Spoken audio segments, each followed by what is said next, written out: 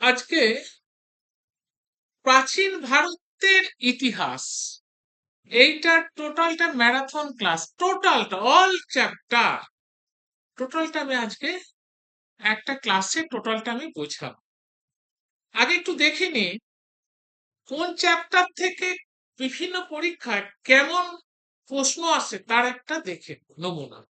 দেখো, প্রথম দেখছি আমি ডব্লিউবিসিএস এর নমুনা, ঠিক আছে? এই দেখো, দেখে নিচ্ছি। দেখো, ডব্লিউবিসিএস এ দেখো স্টোন এজ বা চারকোলিথিক থেকে কটা এসছে দেখো। স্টোন এজ বা চারকোলিথিক থেকে দেখো ডব্লিউবিসিএস পিলি এবং মেনে এক থেকে দুটো কোশ্চেন আসে।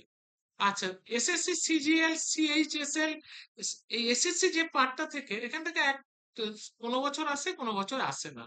রেলওয়ে এনটিপিসি গ্রুপ ডি থেকে এক খুব কম আসেই না।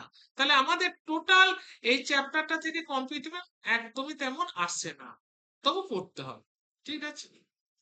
এবার আসছে সিন্ধু সভ্যতা, খুব ইম্পর্টেন্ট একটা প্রশ্ন জায়গা, টপিক। সেখান থেকে 3 থেকে 4টে প্রশ্ন আসে।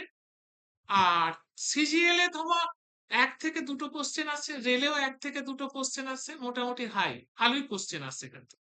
এবার আসছি বৈদিক যুগ, বৈদিক থেকে 2 থেকে 3টে প্রশ্ন আসে। আচ্ছা, সিজিএল থেকে একটা প্রশ্ন আসে। আর তারপরে রেলে থেকে একটা আসে, তাহলে মিডিয়াম প্রশ্ন আসে এখান থেকে বৈদিক যুগ থেকে। আমি যদি এইভাবে সাজিয়ে নিই তাহলে কিন্তু আমার পড়ার অনেকটা, সেই টপিক গুলো যেগুলো সব থেকে বেশি আসে, রিপিটেড কোশ্চেন আসে যেগুলো থেকে, সেগুলোর উপর আমি বেশি স্ট্রেস দিতে পারবো। এবার আসছি বৌদ্ধ জৈন ধর্ম, এখান থেকে 3 থেকে 4টে ডব্লিউবিসিএস থেকে আসে। এসএসসি সিজিএল এ আছে 1 থেকে 2টি, রেলেও আছে 2টি। এটা ভালো টপিক, এটা খুব ইম্পর্টেন্ট একটা চ্যাপ্টার। মহাজনপদ এবং মগধ সাম্রাজ্য, এখানে 2 থেকে 3টে একটা একটা করে কোশ্চেন আছে। মাঝারি মৌর্য সাম্রাজ্য প্রশাসন, এখান থেকে খুব ইম্পর্টেন্ট, এটা একটা চ্যাপ্টার। এখান থেকে 4 থেকে 5টা কোশ্চেন। এখানে এসএসসি তে সিজিএল ফিজিএল এ আছে 1 থেকে 2টো, রেলে আছে 2 থেকে 3টে। এটা ভেরি হাই এই চ্যাপ্টারটা। এবার আসছি মৌর্য পরবর্তী বা মধ্য এশিয়ার আক্রমণ, 2 থেকে 3টে আসে। একটা প্রশ্ন মিডিয়াম আছে। গুপ্ত সাম্রাজ্য 3 থেকে 4টি আসে প্রশ্ন। এটা কিন্তু খুব ইম্পর্টেন্ট একটা চ্যাপ্টার। 3টা থেকে 4, 1টা 2টো আছে। আর রেলের 2 থেকে 3টে কোশ্চেন আছে, এটা হাই রেখে দিয়েছো। গুপ্ত পরবর্তী দক্ষিণ ভারত 3 থেকে 4টে প্রশ্ন আছে। একটা প্রশ্ন 1 থেকে 2টো আছে, মাঝারি টাইপের কোশ্চেন, ঠিক আছে, আছে এখান থেকে। তাহলে আমরা টোটালটা বুঝে গেলাম। তাহলে প্রতিটা চ্যাপ্টারে কেমন কোশ্চেন আছে বিভিন্ন পরীক্ষায়, তার একটা নমুনা তোমাদের কাছে তুলে ধরলাম। এবার আসছি আমি টপিকে আলোচনা। স্টোন এজ অর্থাৎ প্রস্তর যুগ, ভারতের প্রস্তর যুগ। দেখো, প্রাগৈতিহাসিক ভারত বলতে সেই সময়কে বোঝায় যখন মানুষের লিখন পদ্ধতির বিকাশ ঘটেনি। অর্থাৎ লেখার তখন, লিখন মানে যে লেখা তখনও ঠিক মতো হয়নি। এই সময়কে মূলত পাথর অনুযায়ী তিনটি, পাথরের ব্যবহার অনুযায়ী 3টি প্রধান ভাগে ভাগ করা। কি কি? প্রাচীন প্রস্তর, অর্থাৎ যে সময় লেখন পদ্ধতির বিকাশ ঘটেনি সেই সময় পাথরের ব্যবহার অনুযায়ী আমরা 3টে ভাগে ভাগ করি স্টোন এজকে, অর্থাৎ প্রস্তর যুগকে। কি কি দেখো, পেলোলিথিক এজ, পেলোলিথিক এজ সেটা হচ্ছে সময়কাল 2.5 লক্ষ খ্রিস্টপূর্বাব্দ থেকে 10,000 খ্রিস্টপূর্বাব্দ, এই সময়কাল, এটা হচ্ছে সময়কাল। মানুষের ধরন, এরা ছিল হোমো স্যাপিয়েন্স নয়, বরং আদিম হোমো ইরেক্টাস। এরা মূলত শিকারী, খাদ্য সংগ্রাহক অর্থাৎ হান্টার্স, এবং ফুড গ্যাদারার্স অর্থাৎ খাদ্য সংগ্রহ। তাহলে এই সময়কার মানুষদের মূল ক্রিয়া কি ছিল? এরা শিকারী এবং খাদ্য সংগ্রহ করতো। এই দুটো পয়েন্ট হচ্ছে ইম্পর্টেন্ট এই সময়। আর সময়কালটা একটু মনে রাখতে হবে, কত থেকে? 2.5 লক্ষ থেকে 10,000 খ্রিস্টপূর্বাব্দ হতো। অস্ত্র শস্ত্র বড় এবং স্থূল পাথর এরা ব্যবহার করত, তাই এটাকে বলে কোয়াটাইটিক, কোয়াটাইজিক মেন বলা হয় এই এই যুগের মানুষকে। ঠিক আছে, আবিষ্কার আগুনের ব্যবহার এই যুগের শেষ দিকে হয়েছে। তাহলে এটা কোশ্চেন আসছে, কোন যুগে প্রথম আগুনের ব্যবহার শুরু হয়েছিল? তখন বলতে প্রাচীন প্রস্তর যুগে শেষ দিকে ব্যবহার হয়েছিল। তাহলে বোঝা গেল মানুষের ধরন, এরা হোমো স্যাপিয়েন্স নয়, হোমো ইলেকটাস এই শ্রেণী। এরা শিকার করা, খাদ্য সংগ্রহ করা, অস্ত্র, বড় স্থূল পাথর ভোঁতা পাথর ব্যবহার করতো অস্ত্র। আবিষ্কার এই যুগের শেষ দিকে আগুনের আবিষ্কার। এই গুরুত্বপূর্ণ স্থান সোয়ান উপত্যকা, যেটা পাঞ্জাবে, পাকিস্তানের পাঞ্জাবে অবস্থিত। ম্যাপে দেখাচ্ছি, আছে ম্যাপ দিয়েছি। ভীমবেটকা মধ্যপ্রদেশ, এটা ইউনেস্কো ওয়ার্ল্ড হেরিটেজ সাইট রয়েছে, যা গুহা চিত্রের জন্য পরিচিত। ভীমবেটকা। এবার আসছি মধ্য প্রস্তর যুগ, মেসোলিথিক এজ। এর সময়কাল 10,000 থেকে খ্রিস্টপূর্বাব্দ থেকে 6,000 খ্রিস্টপূর্বাব্দ। পরিবর্তন এই যুগে আবহাওয়া উষ্ণ হতে শুরু করে, যা ফ্লোরা উদ্ভিদ বা ফনা প্রাণী এরা বৃদ্ধি পেতে থাকে। যত আবহাওয়া এই সময় আবহাওয়াটা উষ্ণ হতে থাকে, ফ্লোরা জাতীয় উদ্ভিদ এবং ফনা জাতীয় প্রাণী এই সময় বৃদ্ধি, এই দুটো এই সময় বৃদ্ধি হয়। অস্ত্রশস্ত্র ছোট সূক্ষ্ম পাথরের অস্ত্র, যাকে বলা হয় মাইক্রোলিথিক। তাহলে কোন যুগকে মাইক্রোলিথিক যুগ বলা হয়? এখানে একটা কোশ্চেন আছে। তারপর মধ্যপ্রস্তর যুগ বা মেসোলিথিক এজকে। এই যুগের সূক্ষ্ম পাথরের অস্ত্র ব্যবহার করছে। তা কত? 1 থেকে 8 সেন্টিমিটার হতো। পশুপালন, মানুষ প্রথম পশু পালন শুরু করে, প্রথম পোষ মানানো প্রাণী হলো কুকুর। তাহলে পশুপালন কোন সময় থেকে শুরু হয়? মধ্যপ্রস্তর যুগ। বাগান, আদামগড়, বাগার কোথায় অবস্থিত? বাগার, বাগার কোথায় অবস্থিত? রাজস্থানে অবস্থিত। আর আদমগড় কোথায়? মধ্যপ্রদেশে অবস্থিত। পশুপালনের প্রাচীনতম প্রমাণ পাওয়া যায়। এরকম একটা কোশ্চেন আসছে, ভারতের বৃহত্তম মধ্যপ্রস্তর যুগের সাইট হলো বাগর, গয়াটা গড় বাগর, অর্থাৎ রাজস্থানে অবস্থিত। আর পশুপালনের প্রাচীনতম নিদর্শন কোথায় পাওয়া যায়? আদমগড়ে পাওয়া যায়, করে পাওয়া যায়। ঠিক আছে, এবার দেখো নব্য প্রস্তর যুগ। বলছে 6,000 খ্রিস্টপূর্বাব্দ থেকে 1,000 খ্রিস্ট, স্থান ভেদে বিভিন্ন। মানুষের প্রথম চাষবাস, ওই যুগটা পশুপালন, এই যুগে চাষবাস শুরু হয়। গম এবং যব ছিল প্রধান ফসল। মানুষ যাযাবর জীবন ছেড়ে মাটির ঘর গুহায় স্থায়ীভাবে বসবাস শুরু করে। কোন যুগের? নব্য প্রস্তর যুগ। গম যা প্রথম, তাহলে প্রথম পশুপালন কোথায় দেখা যায়? আদমগড়, অর্থাৎ মধ্যপ্রদেশে প্রমাণ পাওয়া যায় প্রথম পশুপালন। এগুলো মুখস্থ করতে হবে। মৃৎ শিল্প, চাকার আবিষ্কারের ফলে মাটির পাত্র তৈরি শুরু হয়। মেহেরগড় বর্তমান পাকিস্তানে অবস্থিত। দক্ষিণ এশিয়ার প্রাচীনতম কৃষিভিত্তিক গ্রাম। এটা এই মেহেরগড় কোথায় অবস্থিত? দক্ষিণ এশিয়ায় অবস্থিত। বুরজাহম কাশ্মীরে অবস্থিত। এখানে মানুষ মাটির নিচে গর্ত করে বাস করত, মাটির নিচে গর্ত করে বাস করতো। এখানে তাহলে মেহেরগড় আর বুরজাহম।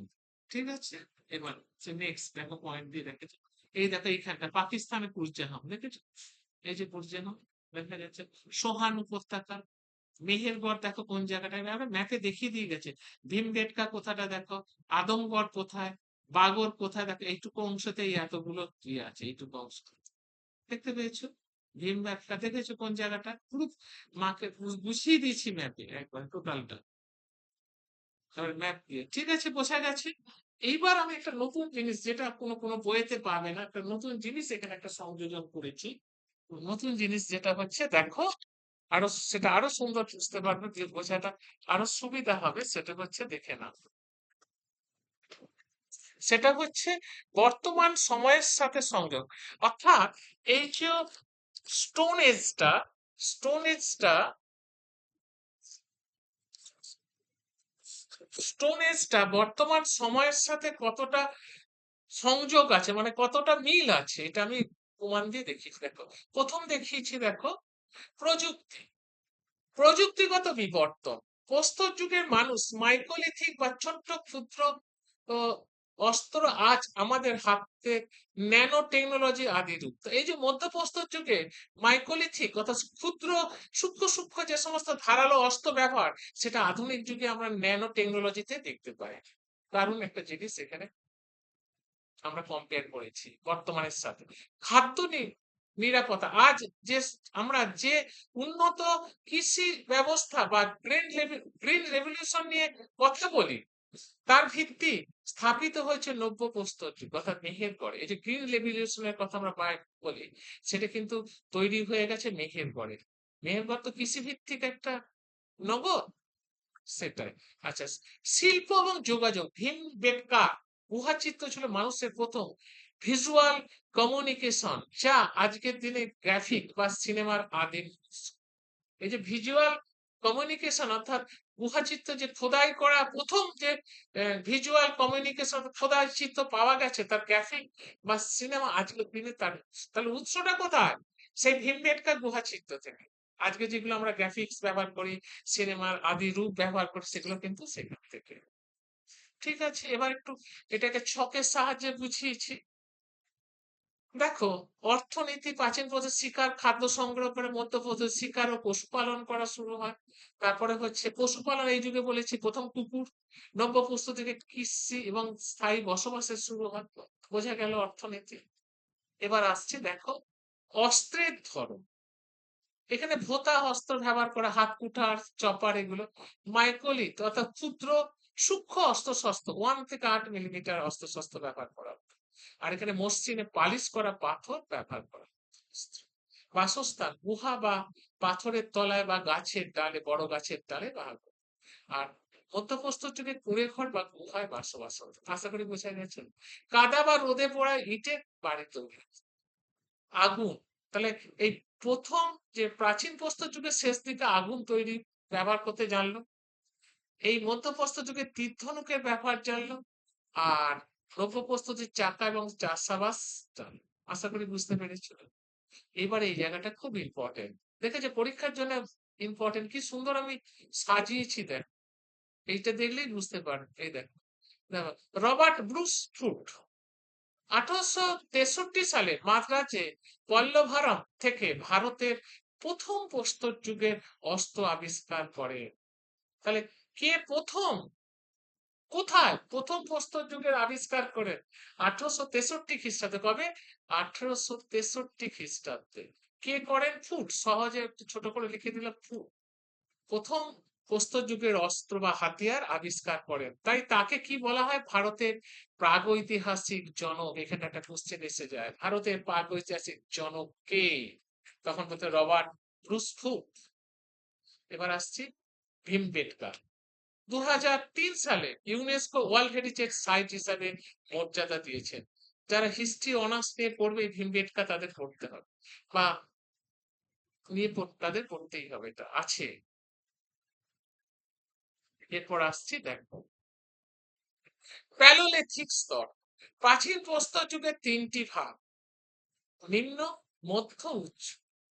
গোলান উপত্যকা উত্তরপ্রদেশে এই স্থানে প্যালোলিথিক থেকে নিওলিথিক 3টি যুগের, হ্যাঁ, ধারাবাহিক নিদর্শন পাওয়া যায়। বলছে এমন একটা জায়গার নাম করো যেখানে প্রাচীন প্রস্তর থেকে নব্য প্রস্তর যুগ অব্দি নিদর্শন পাওয়া যায়। প্রাচীন থেকে নব্য এই নিদর্শন পাওয়া যায় এমন একটা জায়গার নাম হয়, নিদর্শন পাওয়া যায় এমন একটা জায়গার নাম। ঠিক আছে, তখন কি বলবে? এ বলবে বোলান উপত্যকা উত্তরপ্রদেশে। বোলান উপত্যকা কোথায়? উত্তরপ্রদেশ। আশা করি বোঝা গেছে। এরপর দেখো তাম্র প্রস্তর যুগ। পাথরের সাথে যখন প্রথম মানুষ তামার ব্যবহার শুরু করলো, অর্থাৎ যে যুগের মানুষ তামা ব্যবহার, পাথরের সঙ্গে সঙ্গে তামা ব্যবহার করতো, সেই যুগকে, যেমন হরপ্পা সভ্যতা ঠিক আগে, অর্থাৎ নব্য প্রস্তর। তাহলে একটা অধ্যায় আমার কমপ্লিট হয়ে গেল। এখান থেকে তাহলে কি কি পেলাম একটু দেখে নিই।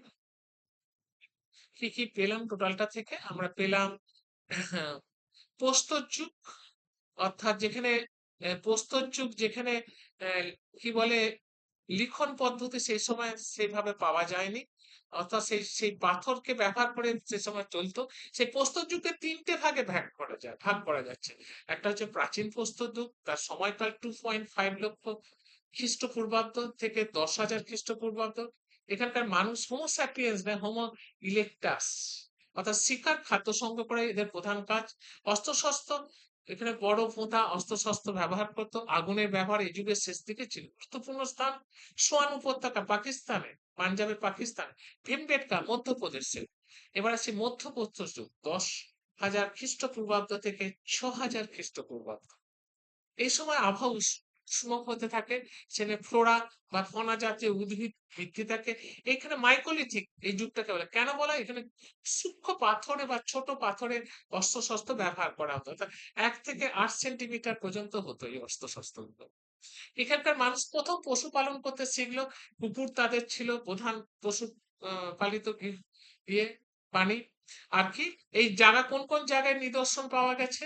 বাগর রাজস্থানে অবস্থিত, ভারতের বৃহত্তম মধ্যপ্রস্থ যুগের সাইট। আদমগড় মধ্যপ্রদেশে, এখানে প্রাচীন পশুপালনের নমুনা পাওয়া গেছে। এবার হচ্ছে নব্যপ্রস্তর যুগ, 6,000 খ্রিস্টপূর্বাব্দ থেকে 1,000 খ্রিস্টপূর্বাব্দ। প্রথম মানুষ চাষবাস শুরু করলো, গম এবং যব চাষ করতে শুরু করলো। মানুষ যাযাবর ছেড়ে বাড়িঘর তোর এবং স্থায়ী বসবাস শুরু করলো। চাকা আবিষ্কার হলো। চাকা আবিষ্কার একটা বিরাট প্রমাণ, এই যে চাকা আবিষ্কার, বিরাট প্রমাণ। এই উদাহরণ হচ্ছে কি মেহেরগড় সভ্যতা, বর্তমান পাকিস্তানের দক্ষিণ এশিয়ার কৃষিভিত্তিক গ্রাম। বুরজাহোম কাশ্মীরে অবস্থিত। এবার এটা আমি মানচিত্র সাহায্যে, কেমন ম্যাপের সাহায্যে দেখিয়েছি। দেখো প্রত্যেকটা যেগুলো আলোচনা করেছি সেগুলো ম্যাপে পুট আউট করেছি। দেখো অনেক ঘেটে ঘেটে বের করতে হয়েছে জায়গাগুলোকে। হ্যাঁ, বুরজাহোম, সোয়ান উপত্যকা কোন জায়গায়, ম্যাপটাও দেখে নেবে, কোন কোন জায়গাটাকে বলা হচ্ছে সেটা দেখে নেবে। এবার আসছি বর্তমানের সাথে। আমরা যে দ্বিতীয় প্রস্তর যুগের, যেটাকে বলা হচ্ছে মাইকোলিথিক, সেই যে ছোট ছোট সূক্ষ্ম অস্ত্রশস্ত্র ব্যবহার, আজকের দিকে ন্যানো টেকনোলজি তার রূপ। অর্থাৎ মূল আদিটা ছিল কিন্তু ওই মধ্যপ্রস্তর যুগের, সেটাই আজকে বিবর্তনের মধ্যে দিয়ে ন্যানো টেকনোলজি এসেছে। এবার আসছি দেখো, এই যে গ্রিন বিপ্লব, সেটা কিন্তু মেহেরগড়ে কৃষিভিত্তিক কি সমাজ নগর সভ্যতা থেকেই এসেছে। আর কি হচ্ছে ভীমবেটকার যে গুহা চিত্র, এই ভিজুয়াল কমিউনিকেশনের যে জায়গাটা, যে মানে চিত্রের সাহায্যে ফুটিয়ে তোলা, যেটা প্রথম প্রথম কোথায় হয়েছে, মানুষের প্রথম ভিজুয়াল কমিউনিকেশন শুরু হয়েছে ভীমবেটকার গুহা চিত্রে। সেটা আজকে গ্রাফিক বা সিনেমা যা কিছু তার উৎস কিন্তু ওই ওখানে গুহা চিত্রে। এবার ভাগগুলো দেখিয়ে দিচ্ছি, কোথায় কি হচ্ছে এটা দেখলেই হয়ে যাবে। আর এই জায়গাটা খুব ইম্পর্টেন্ট, ভারতীয় প্রাগৈতিহাসিক জনক কাকে বলা হয়? রবার্ট ব্রুস ফুক। তিনি প্রথম প্রথম প্রস্তর যুগের অস্ত্রশস্ত্র আবিষ্কার করেছিলেন 1863 খ্রিস্টাব্দে, মাদ্রাজে পল্লভারম থেকে থেকে আবিষ্কার হয়েছে। ভীমবেটকা, যেটা ইউনেস্কো 2003 সালে হেরিটেজ উপাধি দিয়েছে, ওয়ার্ল্ড হেরিটেজ উপাধি দিয়েছে। আচ্ছা দেখো, প্যালোলিথিকে তিনটে ভাগে ভাগ করা যায়। বেলন বা বোলান, যা ইচ্ছে করতে, এটা উত্তরপ্রদেশে। এখানে তিনটে স- মানে প্রস্তর যুগের নিদর্শন পাওয়া যায়, প্রাচীন থেকে নব্য অব্দি। আর হচ্ছে তাম্রপ্রস্তর যুগ, পাথর ছাড়া তামার যেখানে ব্যবহার হতো সেটা হলো তাম্রপ্রস্তর যুগ। এটা হরপ্পার আগে, ঠিক আছে? তাহলে এতটুকু অংশ আশা করি ক্লিয়ার। এবার আসছে দ্বিতীয় চ্যাপ্টার, চারকোলিথিক যুগ আমার আলোচনার বিষয়, অর্থাৎ তাম্রপ্রস্তর যুগ। অর্থাৎ গ্রিক শব্দ চারকোস অর্থাৎ তামা, লিথোস অর্থাৎ পাথর থেকে এই নামের উৎপত্তি। প্রস্তর যুগের শেষ দিকে যখন মানুষ পাথর ব্যবহার পাশাপাশি প্রথম ধাতু ব্যবহার শিখলো, সেই সন্ধিক্ষণে সেই সন্ধিক্ষণকেই চারকোলিথিক যুগ, অর্থাৎ পাথর ছেড়ে যখন মানুষ পাথরের যখন মানুষ ধাতু ব্যবহার করে শিখলো, সেই জায়গাটা বলে চারকোলিথিক যুগ। এটি ভারতের প্রথম ধাতব যুগ, এটি হলো ভারতের প্রথম ধাতব যুগ। ঠিক আছে, চারকোলিথিক যুগ এটা। ঠিক আছে, এর বৈশিষ্ট্য কি? এর বৈশিষ্ট্য হচ্ছে তামা ছিল মানুষের প্রথম ব্যবহৃত ধাতু, তামাই ছিল মানুষের প্রথম ব্যবহৃত ধাতু। এই যুগের মানুষ গম, চাল, বাজরা, বিভিন্ন ডাল চাষ করতে শিখেছিল। এই যুগের মানুষ গম, ডাল চাষ এগুলো করতে শিখেছে। পশুপালন, গরু, ভেড়া, ছাগল, মোষ পালন করত। এই যুগের এই যুগের প্রধান বৈশিষ্ট্য হলো কালো, লাল রঙের মাটির পাত্র ব্যবহার করতো এবং কালো, এই যুগের মানুষ প্রথম কালো ও লাল রঙের মাটির পাত্র ব্যবহার, ঠিক আছে। আচ্ছা, মানুষের সাধারণত কাদার ইট বাঁশ কাদা দিয়ে তৈরি বাস করতো। রাজস্থানে আহার সংস্কৃতির পাথরের তৈরি ঘর দেখা গেছে। তাহলে এই যে ঘর বাড়ি পাথরের তৈরি রাজস্থানে আহার, যেটা সংস্কৃতিতে পাথরের তৈরি ঘর দেখা গেছে। তাহলে বোঝা গেছে। তাহলে কি বলছে দেখো, এই যুগে কালো এবং লাল রঙের মাটির পাত্র ব্যবহার করতো এবং তাতে বিভিন্ন রকমের জ্যামিতিক নকশা ব্যবহার করতো। ঠিক আছে, এবার আসছে পরবর্তী স্তরে। গুরুত্বপূর্ণ চাকলিথিক সংস্কৃতি এবং অঞ্চল, যেমন আহার সংস্কৃতি রাজস্থানে কোথায় অবস্থিত? রাজস্থানে বানাস উপত্যকায় অবস্থিত। এখানে প্রচুর তামার খনি পাওয়া যাচ্ছে। কায়থা সংস্কৃতি মধ্যপ্রদেশের চম্বল নদীতে পাওয়া গেছে। মালব সংস্কৃতি, এটি শ্রেষ্ঠ সংস্কৃতি, নর্মদা নদীর তীরে এটা পাওয়া গেছে। এবং ওই সংস্কৃতি মহারাষ্ট্রের দাইমাবাদ বা ইনাম গাঁওতে এই সংস্কৃতির বড় উদাহরণ, প্রমাণ পাওয়া গেছে। তাহলে এইগুলো দেখো ম্যাপের সাহায্যে আমি আবার দেখিয়েছি কেমন ভাবে। দেখ বানাস, এই দেখো বানাস, এটা কায়থা, এটা নর্মদা নদী, দেখো যে জায়গাটা বুঝিয়েছি বুঝিয়ে গেছে। আহার, এই দেখো আহার হচ্ছে এটা আহার কোন জায়গাটা। দাইমাবাদ কোথাটাকে বলা যায় বলছে দেখো, যেগুলো আমি বলেছি সেগুলোই এখানে বোঝানো হচ্ছে। এই যে দাইমাবাদ, দেখেছো দাইমাবাদ, এটা দেখেছো। এবার এটা দেখে দেখেই এটা আশা করি ম্যাপটা দেখলেই বুঝতে পারবে। এবার এইটার সঙ্গে বর্তমানে কিন্তু বইয়ে পাবেন, এগুলো বইয়ে পাবে না, কারণ যে বই কেনো না কেন বাজারে সেই বইতে এই সমস্ত কম্পেয়ার পাবে। চাকরিতিক যুগের উদ্ভব আজকে আধুনিক সমাজের ভিত্তি হিসেবে কাজ করছে। কি যেমন দেখো ধাতু বিদ্যা, আজ আমরা যে বিশাল শিল্প কারখানা বা ইঞ্জিনিয়ারিং দেখি, তার সূচনা হয়েছিল তামা গলন পদ্ধতি আবিষ্কারের মাধ্যমে। এই যে তামার যে গলন, তামাকে যে গলানো হতো, তামাকে যে গলানো হতো, এটা আবিষ্কারের মধ্য দিয়ে। আজকে যে বড় বড় ইঞ্জিনিয়ারিং কারখানা ভিতরে লোহা গলাচ্ছে, তার কিন্তু তামা গলানোর মধ্য দিয়েই প্রথম আবিষ্কার হচ্ছে। এটা মাথায় রাখতে হবে। সেখান থেকেই আজকে সবকিছু টেকনোলজি গ্রহণ করা হচ্ছে। এবার হচ্ছে ইনাম গাঁওয়ের মতো জায়গায় বড় বাড়ি বা ছোট বাড়ির পার্থক্য দেখে বোঝা যায় সেই সময় সমাজে ধনী দরিদ্র বা শাসক শাসিতের বিভাজন শুরু হয়েছিল, যা বর্তমান সমাজে বিদ্যমান। তাহলে ইনাম গাঁওয়েতে যে বাড়িগুলো দেখে পাওয়া গেছে, সে বাড়িগুলো দেখে বোঝা যায় যে এখানে একটা সামাজিক বৈষম্য ছিল। সামাজিক কি ছিল?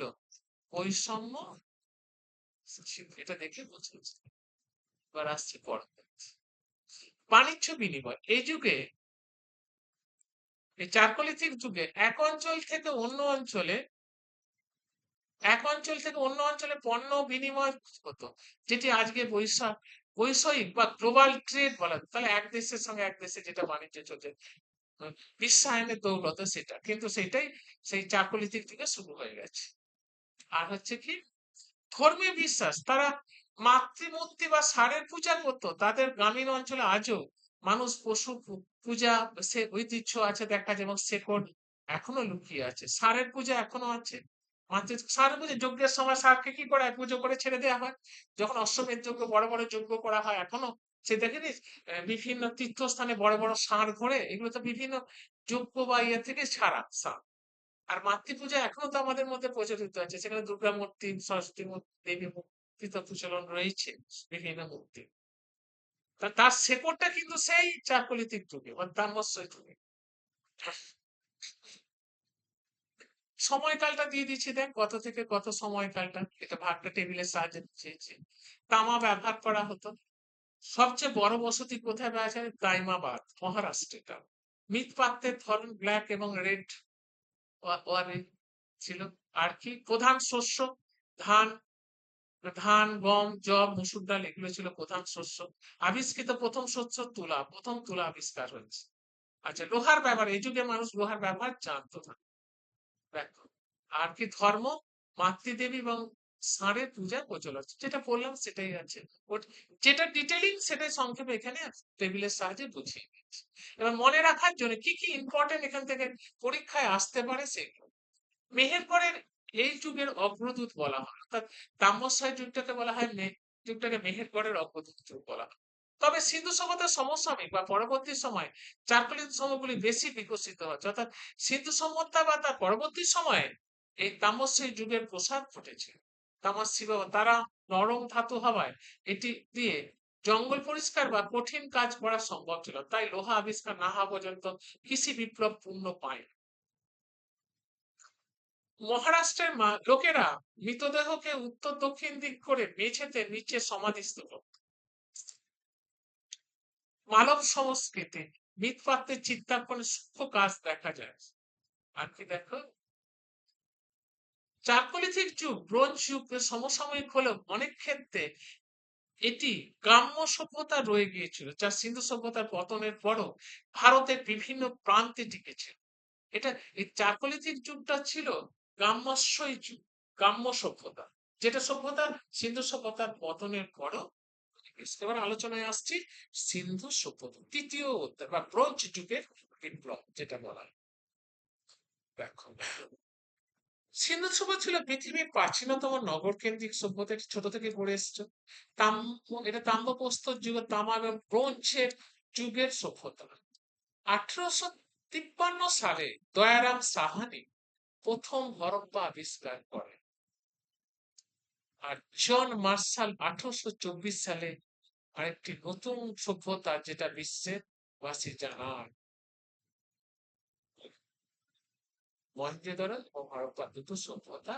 এই এই যে জন মার্শাল 1824 সালে একে একটি নতুন সভ্যতা হিসেবে বিস্তৃত, কে হরপ্পা সভ্যতা। 1853 সালে দয়ারাম সাহানি প্রথম হরপ্পা সভ্যতা আবিষ্কার করলো। এটা জনসম্মুখে বিশ্ববাসীকে জানালো কে? জন মার্শাল 1824 সালে। এই দুটো চ্যানেল খুব ভালো করে দেখতে হবে, সালটাও দেখতে হবে, এটাও। এবার বিস্তার। এই সভ্যতা পাকিস্তান বা ভারতের উত্তর পশ্চিমাংশে পাঞ্জাব, রাজস্থান, গুজরাট, হরিয়ানা বিস্তীর্ণ অঞ্চল। উত্তরে জম্মু, মান্দা, দক্ষিণে মহারাষ্ট্রের দাইমাবাদ, পশ্চিমে বালুচিস্তানে সুতকা গেন্দ, পূর্বে উত্তরপ্রদেশে আলমগীর পর্যন্ত বিস্তৃত ছিল। ম্যাপে দেখিয়ে দিচ্ছি, দেখো কি সুন্দর। উত্তরের সীমা দেখো, দেখে দেন উত্তরের সীমা, এই যে উত্তরের সীমা মান্দা, এটা উপর দিকটা তো উত্তরে, যে ম্যাপের একটু এই যে উত্তর আসছে। পূর্ব দিক মানে হচ্ছে এই দিকটা পূর্ব দিক, ম্যাপের এই দিকটা তাহলে পূর্ব দিকে আলমগীরপুর এবং উত্তরপ্রদেশ অবস্থিত। দক্ষিণ দিকটা হচ্ছে নিচের দিকটা, নিচের দিকটা হচ্ছে দাইমাবাদ, ঠিক আছে। আর পশ্চিম দিকটা দেখো, এই যে পশ্চিম দিকটা হচ্ছে ম্যাপের এই দিকটা পশ্চিম দিক, এদিকটা দক্ষিণ দিক, পশ্চিম দিক হচ্ছে পশ্চিমানা হচ্ছে সুতকা গেন্দ বা বালুচিস্তান। তাহলে দেখতে পাচ্ছেন চারটে যে জায়গা, চারটে জায়গা আমি কিন্তু ম্যাপে যে সুন্দর করে বুঝিয়ে। উত্তর সীমা হচ্ছে মান্দা, তারপরে দক্ষিণ সীমা হচ্ছে দাইমাবাদ, মহারাষ্ট্রে অবস্থিত মান্দার হচ্ছে জম্মুতে, পূর্ব দিকে অবস্থিত আলমগীরপুর যেটা উত্তরপ্রদেশে, আর পশ্চিমের সীমা হচ্ছে সুতকা কেন্দ্র যেটা বালুচিস্তান। প্রত্যেকটা ম্যাপেতে সুন্দরভাবে দেখি। এবার আসছি তাই সিন্ধু সভ্যতার সবচেয়ে আকর্ষণীয় দিক ছিল এর পরিকল্পিত সব গ্রিড, শহরগুলি দাবা বোর্ডের মতো চৌকা ছকে সাজানো ছিল, রাস্তাগুলো একে অপরের সঙ্গে 90 ডিগ্রি করে ছিল, একে অপরের সাথে 90 ডিগ্রি করে ছিল। এবার দেখ, সিটাডেল, শহরের পশ্চিম দিকে উঁচু ঢিপিকে বলা হতো সিটাডেল, যেখানে অভিজাতরা বসবাস করে, আর পূর্ব অংশে সাধারণ মানুষ। তাহলে পশ্চিমের উঁচু এলাকা, উঁচু ঢিপি গুলোতে বাস করত অভিজাত বা শাসকরা, আর পূর্ব দিকে বাস করত সাধারণ মানুষেরা। আশা করি নিকাশি ব্যবস্থা, ড্রেনগুলো ঢাকা দেওয়া থাকতো, প্রতিটি বাড়ির নোংরা জল বড় নর্দমায় পড়ার ব্যবস্থা ছিল, যা বর্তমানে মিউনিসিপ্যালিটি ব্যবস্থার সাথে, অর্থাৎ মিউনিসিপ্যালিটির ব্যবস্থার মতো, অর্থাৎ পৌরসভার মতো। পোড়া, এবার দেখো, পোড়া ইটের ব্যবহার। মেসোপটেমিয়া সভ্যতায় পোড়া ইটের ব্যবহার হলেও হরপ্পা পোড়া ইটের ব্যাপক ব্যবহার রয়েছে। মেসোপটেমিয়াতে পোড়া ইটের ব্যবহার দেখা গেলেও হরপ্পাতে সব থেকে বেশি। সেই জন্য প্রচুর গাছপালা কেটে ইটকে পোড়ানো হতো, তার ফলে বৃষ্টি, অনেকে বলে না হরপ্পা সভ্যতার পতনের জন্য বৃষ্টি না হওয়ায় এর জন্য অনেকটা দায়ী। এবার আসছে কৃষি অর্থনীতি, প্রধান ফসল ছিল দেখো, প্রধান ফসল ছিল গম ও বার্লি। লোথাল এবং রংপুরে ধানের তুষ পাওয়া গেছে, এই কোশ্চেনটা পরে বহুবার। তুষ কোথায় পাওয়া গেছে? লোথাল এবং রংপুর। পশুপালন, গরু, ভেড়া, ছাগল, শুয়োর পালন করা হতো। তবে হরপ্পা সভ্যতার মানুষ ঘোড়ার ব্যবহার জানতো না। যদিও সুরকোটা দায় ঘোড়ার অস্থির অবশেষ পাওয়া গেছে। ব্যবসা, মেসোপটেমিয়া বর্তমান ইরাক সঙ্গে জলপথে স্থলপথে ব্যাপক বাণিজ্য চলত।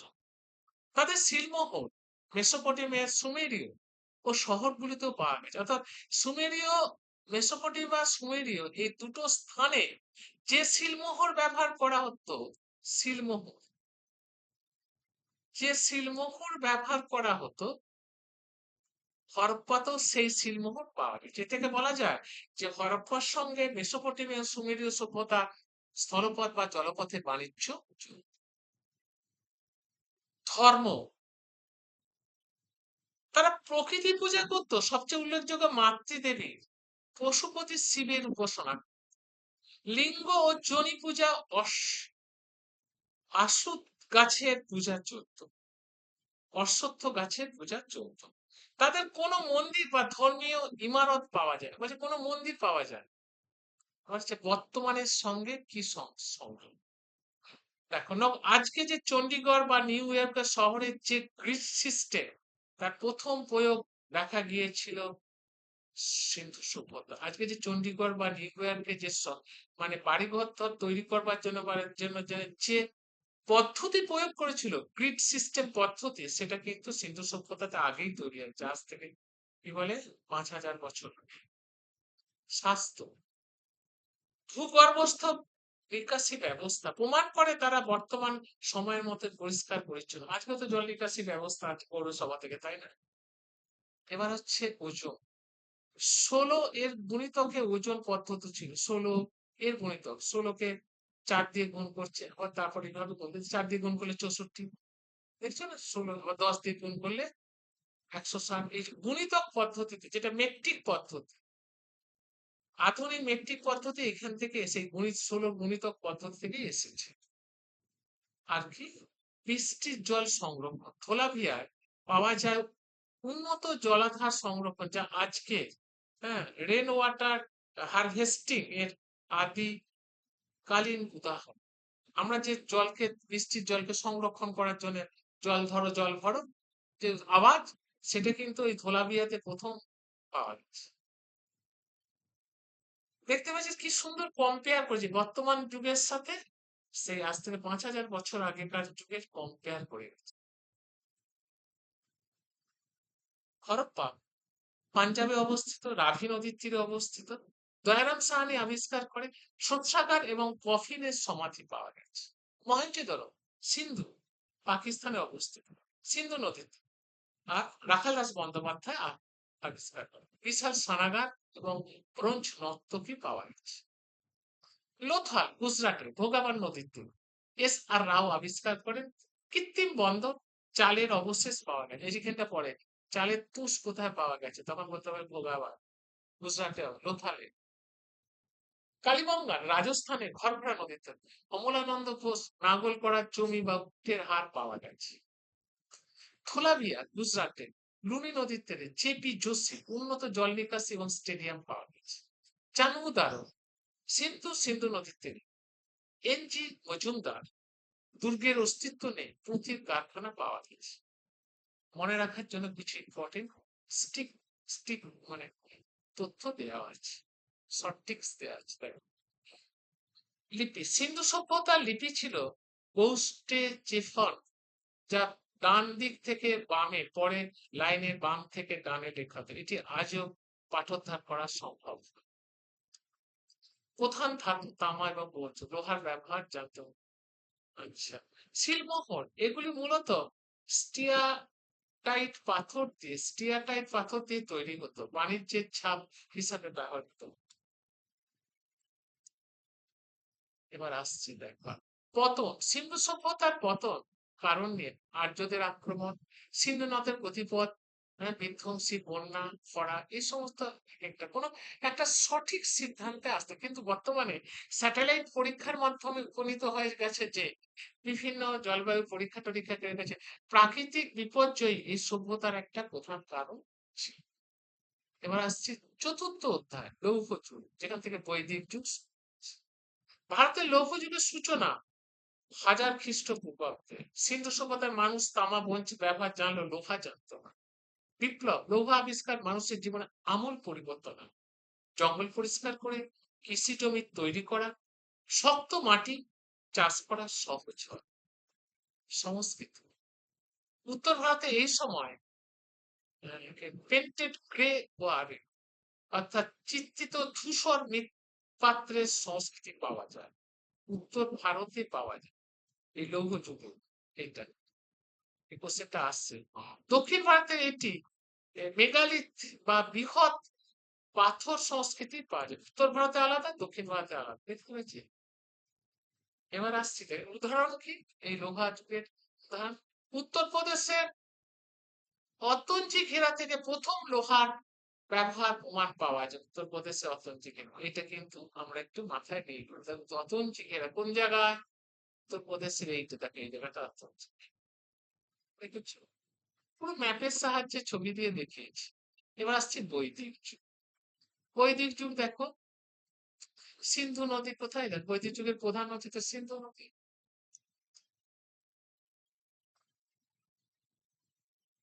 নদী, হ্যাঁ, মাতা বলা হতো সরস্বতীকে, সিন্ধু নদী মাতা বলা হতো সরস্বতী। দেখ এবার হচ্ছে ভাগ, দুটো যুগ, একটা হচ্ছে ঋগ্বৈদিক যুগ বা আদি বৈদিক যুগ, 1500 থেকে 1000 খ্রিস্টপূর্বাব্দের ভৌগোলিক অবস্থান, আর্যরা প্রথম সপ্ত সিন্ধু অঞ্চলে বাস করে। রাজনীতি, প্রধানকে বলা হতো রাজন, প্রধানকে বলা হতো রাজন। গ্রাম, গণতান্ত্রিক সভা, সভা বয়স্কদের জন্য, সমিতি সাধারণ মানুষদের দ্বারা, এটা বয়স্কদের দ্বারা, এটা সাধারণ নির্বাচিত সাধারণ মানুষ। সমাজ ছিল পিতৃতান্ত্রিক, মহিলারা যেমন লোপামুদ্রা ধোসা অত্যন্ত উচ্চ মর্যাদার অধিকারী ছিল। বর্ণভেদ প্রথা তখন কঠোর হয়নি, পেশার উপর ভিত্তি করেছে। ধর্ম, প্রকৃতি পূজা চলতো, প্রধান দেবতা ছিল ইন্দ্র, এটা মনে রাখ। পরবর্তী বই, আচরা গঙ্গা যমুনার দোয়াব অঞ্চলে বা পূর্ব দিকে ছড়িয়ে পড়েছে। রাজনীতি, রাজা ক্ষমতা বৃদ্ধি পায় গেল, তাহলে হচ্ছে সভা সমিতির ক্ষমতা আস্তে আস্তে হ্রাস পেতে থাকলো।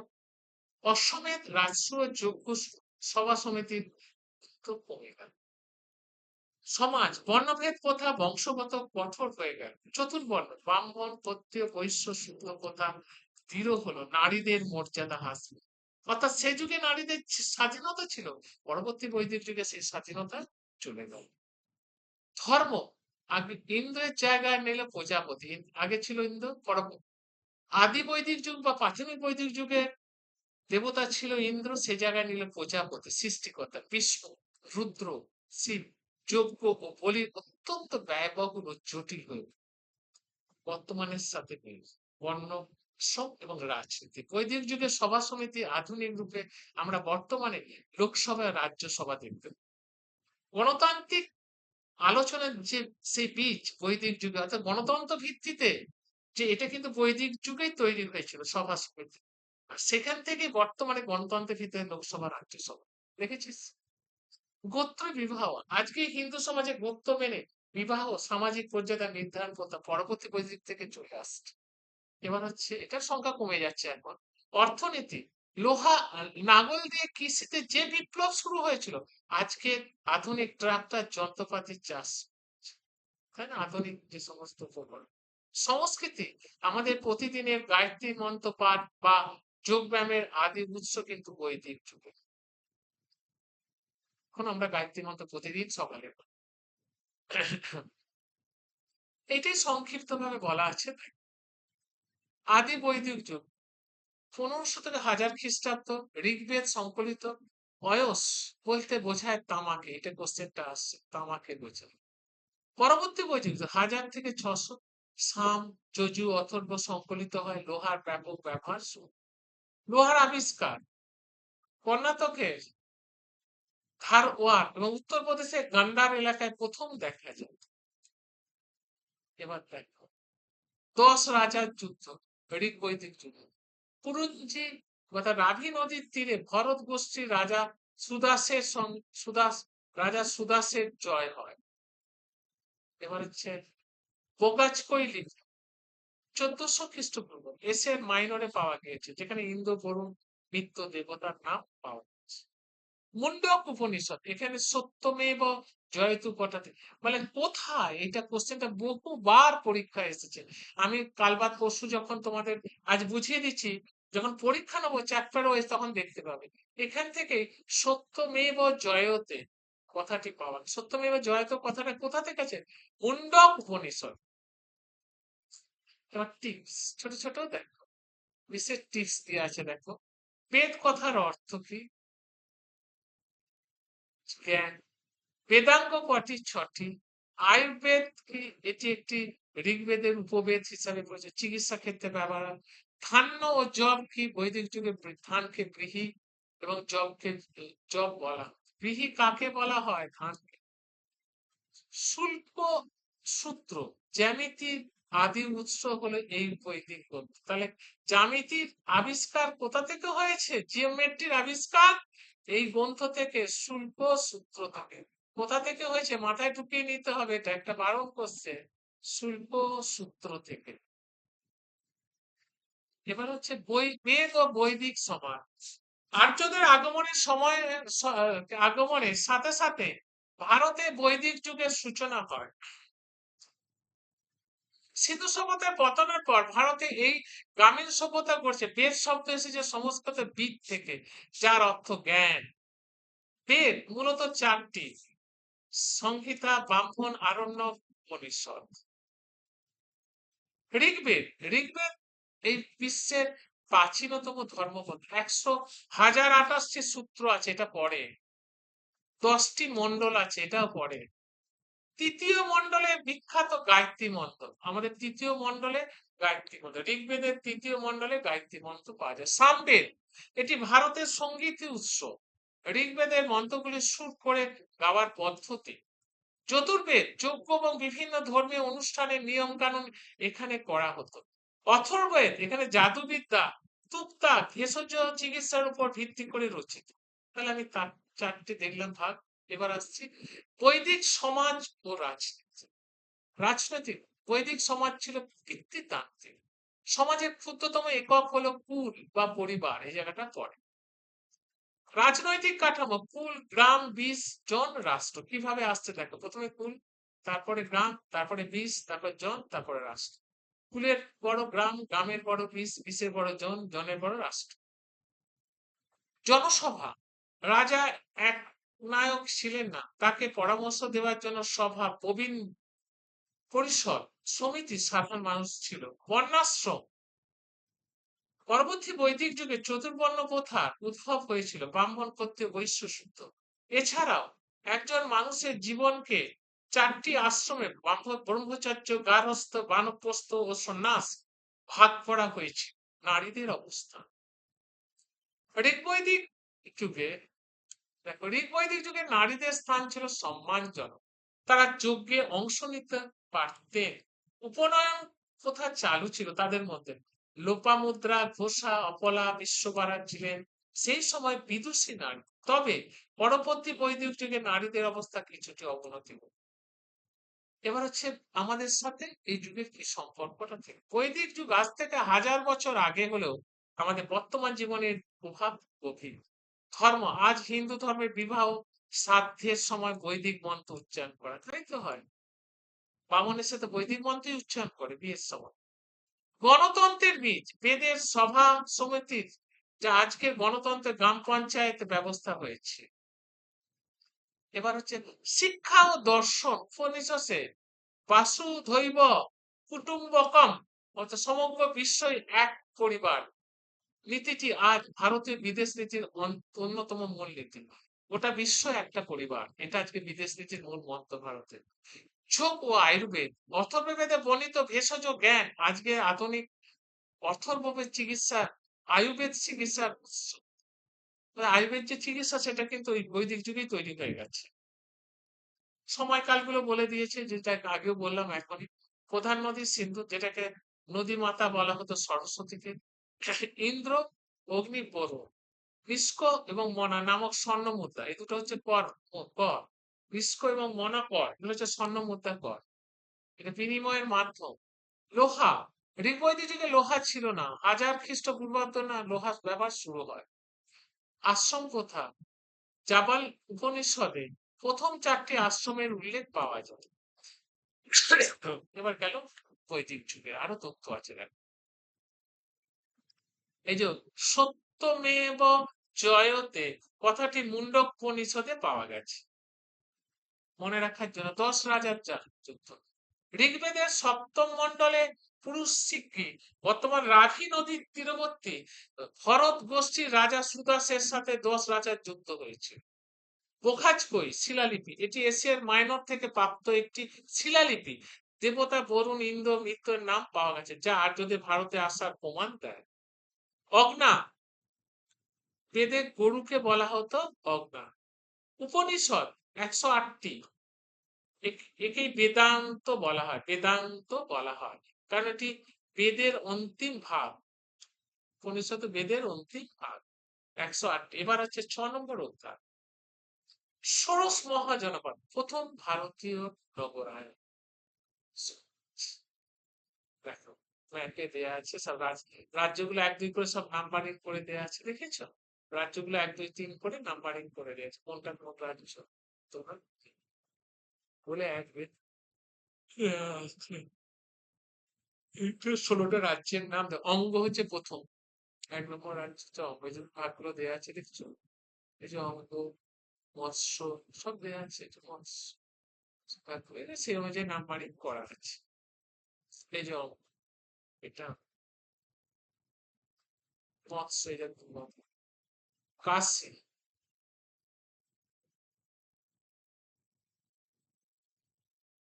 এসব ক্লাস 3 নম্বর ক্লাস দেখেছি, এইভাবে দেওয়া আছে। এবার আসছি খ্রিস্টপূর্ব 6ষ্ঠ শতকে উত্তর ভারতের ছোট ছোট জনপদগুলি মিলিত হয়ে 16টি রাজ্যে পরিণত, যার ইতিহাস ষোড়শ মহানগর বলা হয়, ষোড়শ মহাজনপদ বলা হয়। বৌদ্ধ গ্রন্থ অঙ্গুরীয়ত্ত নিকায় এবং জৈন গ্রন্থ ভগবতী সূত্রে এই 16টি রাজ্যের নাম পাওয়া যায়। রাজতান্ত্রিক, যেখানে রাজা শাসন করতেন, যেমন মগধ, কোশল, বৎস, এগুলি হচ্ছে রাজতান্ত্রিক। প্রজাতান্ত্রিক, যেখানে জনগণের প্রতিনিধি বা গোষ্ঠীরা হতেন, যেমন বিজি, মল্ল। বলছে দেখো, খ্রিস্টপূর্ব 6শ শতকে 2টি প্রজাতান্ত্রিক রাজ্যের নাম করো, বিজি এবং মল্ল।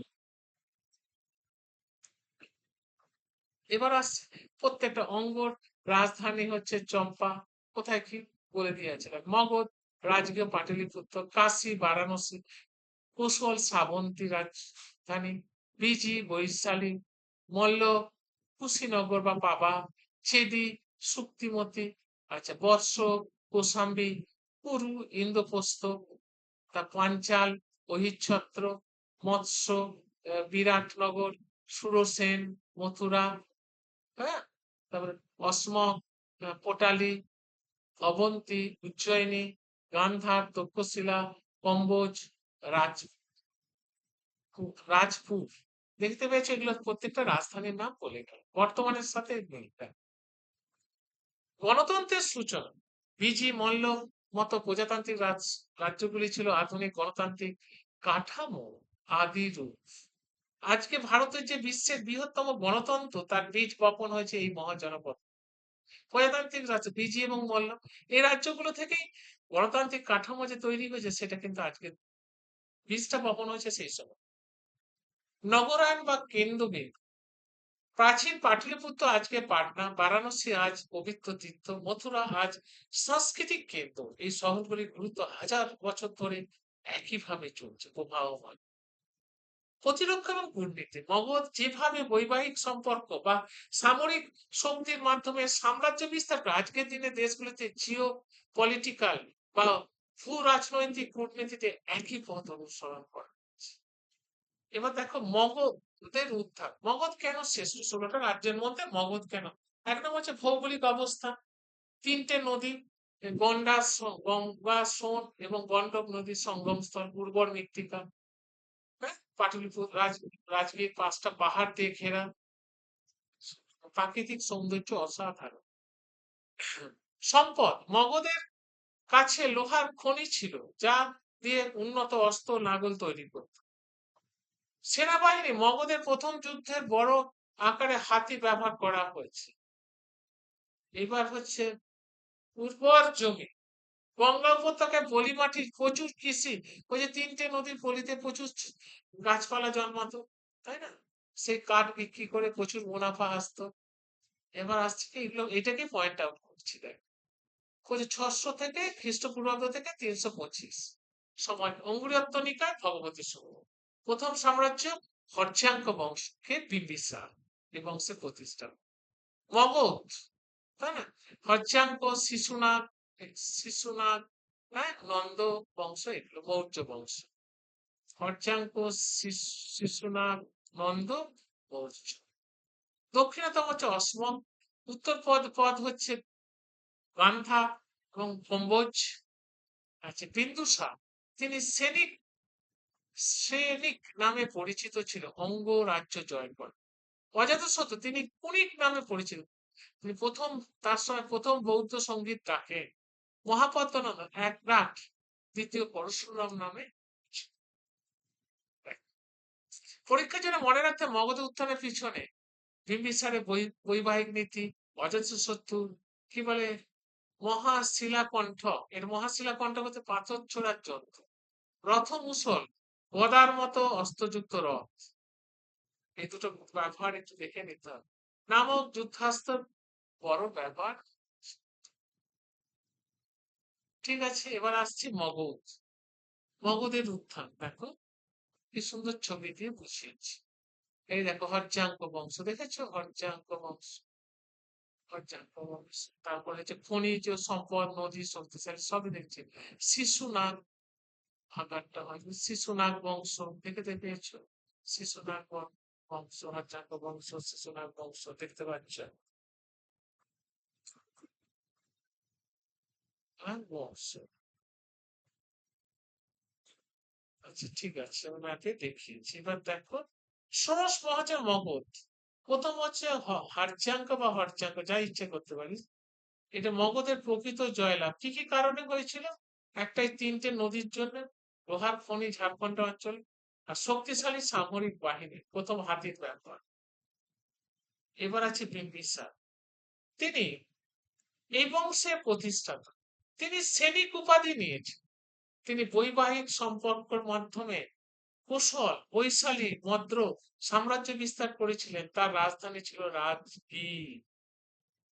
এবার আসছে অজাতশত্রু, পিতাকে হত্যা করে সিংহাসনে বসেন, তার উপাধি ছিল পূর্ণি।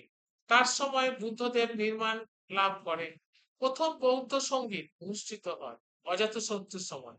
তিনি রথমুসল, মহাশিলাকণ্ঠক নামক যুদ্ধ ব্যবহার করেন।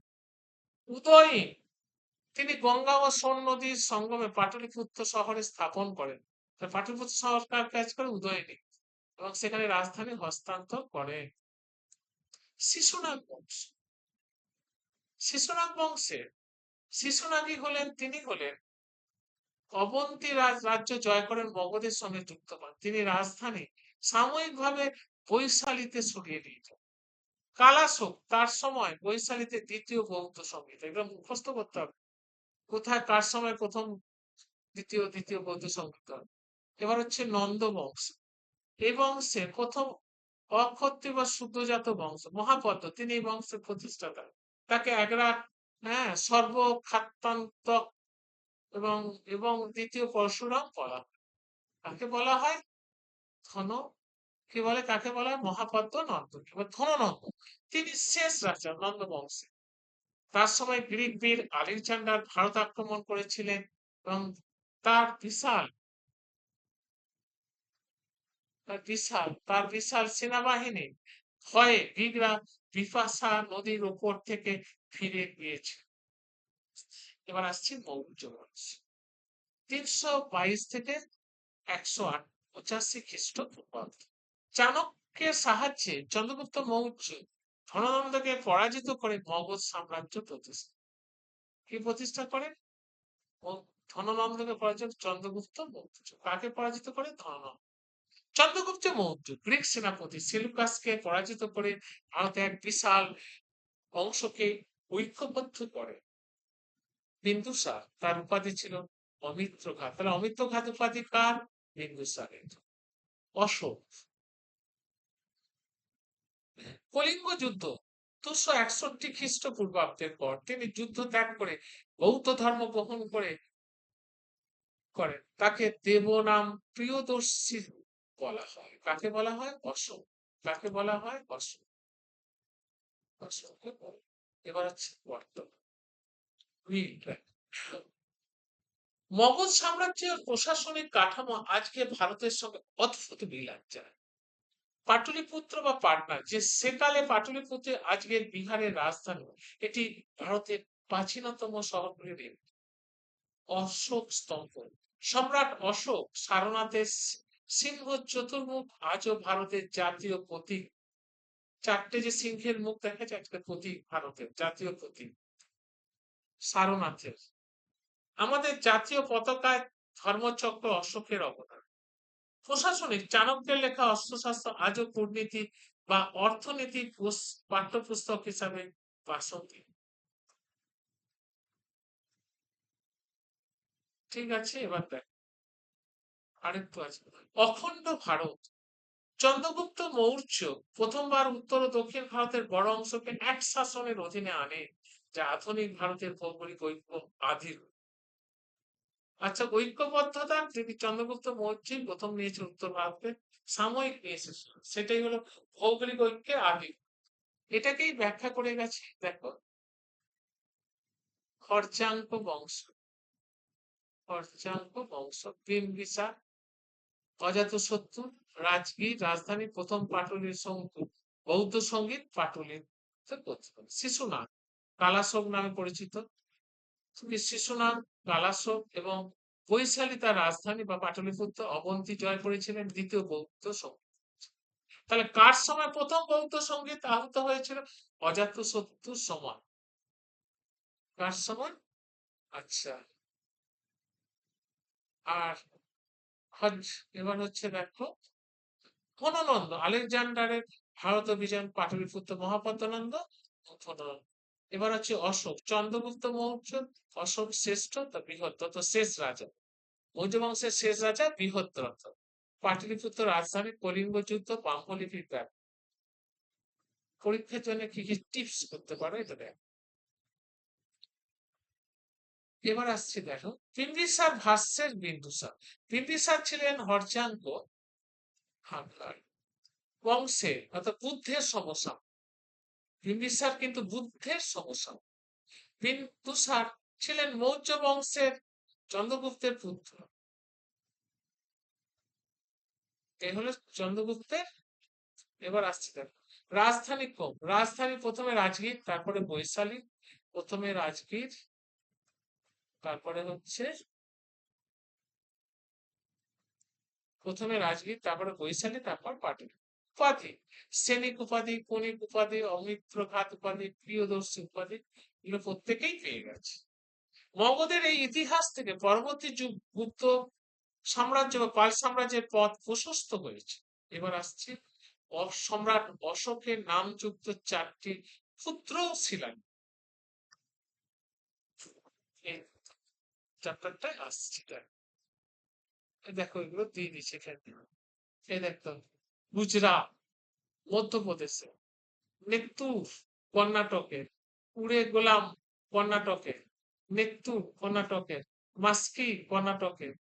দেখতে পেয়েছো শিলালিপিগুলো? মাস্কি শিলালিপি কর্ণাটকে, যেটা মাস্কি রায়চুর জেলায় অন্তর্গত, কর্ণাটকের রায়চুর জেলায় অবস্থিত। এইখানে এটা আবিষ্কার করে বি সি বিডন। এটি আবিষ্কার করেন এই মাস্কি লেখকটা কবে? 1915 সালে। দেবরং প্রিয়দর্শী, প্রিয় এটা পয়রা ফলা, দেবরং প্রিয় প্রিয়দর্শী অশোক বাক্যটি পাওয়া যাচ্ছে। গুজরাট এটা মধ্যপ্রদেশের। আচ্ছা,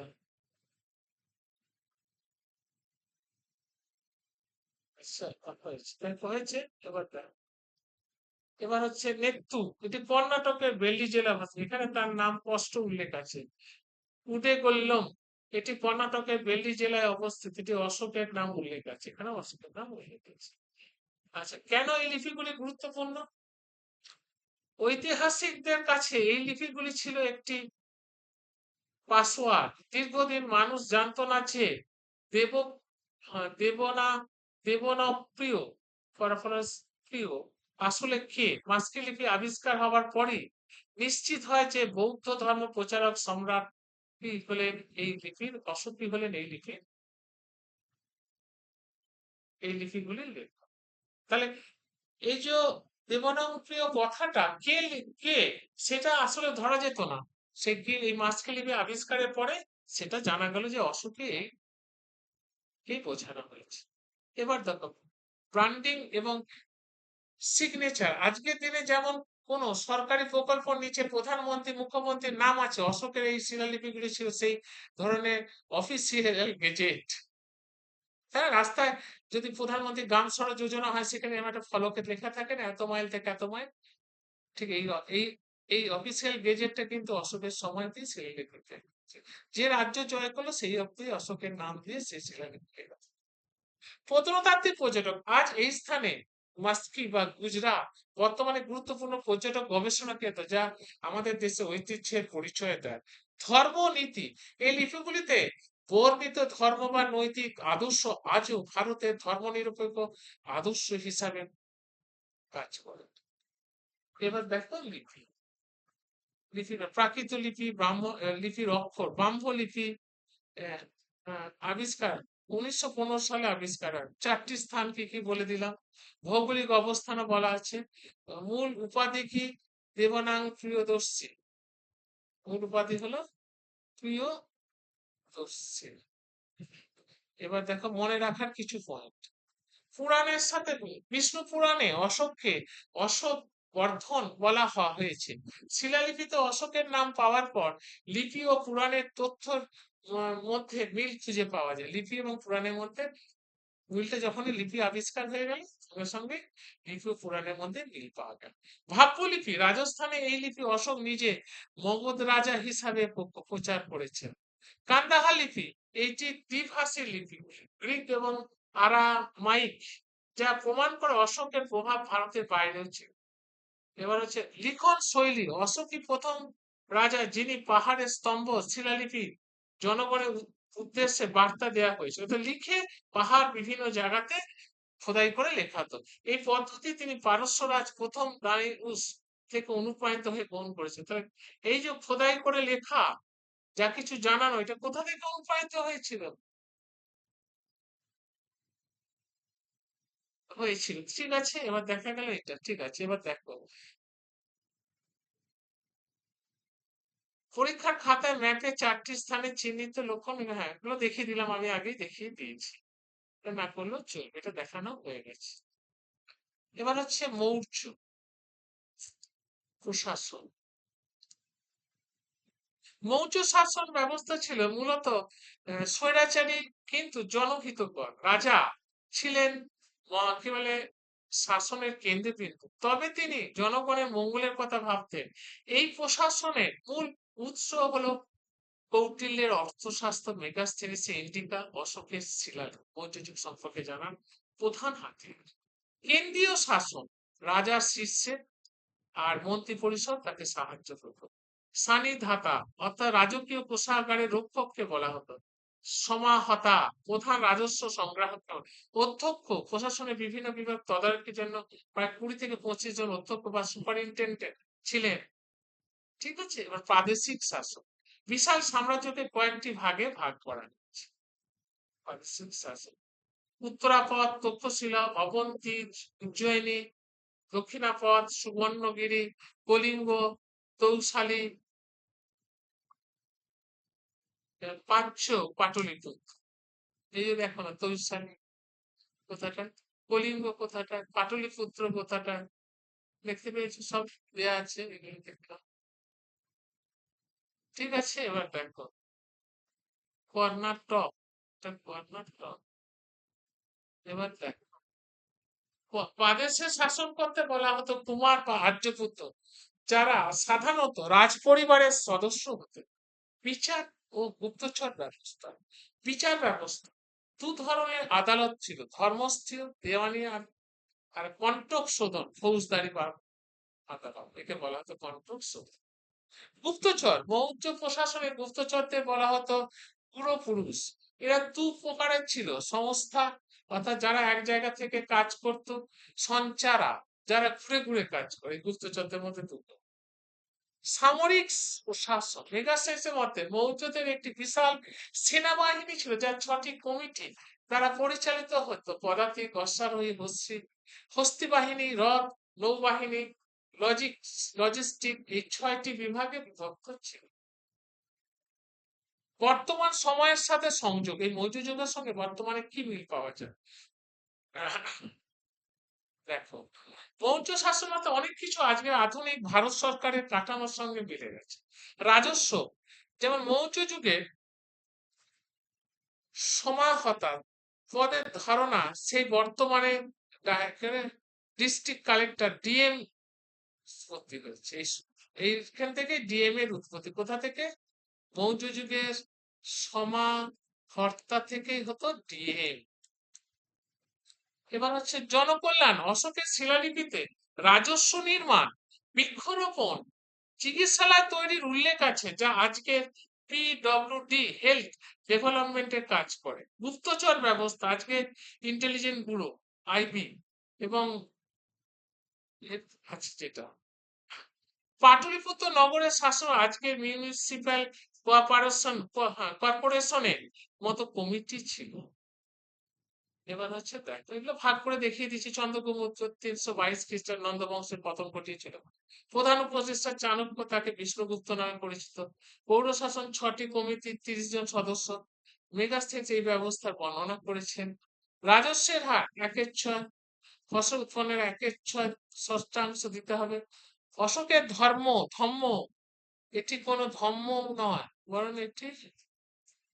বরং এটি নৈতিক আচরণ বিধি। মুদ্রা পান, পান মৌর্য যুগের রূপার মুদ্রাকে বলা হতো পান।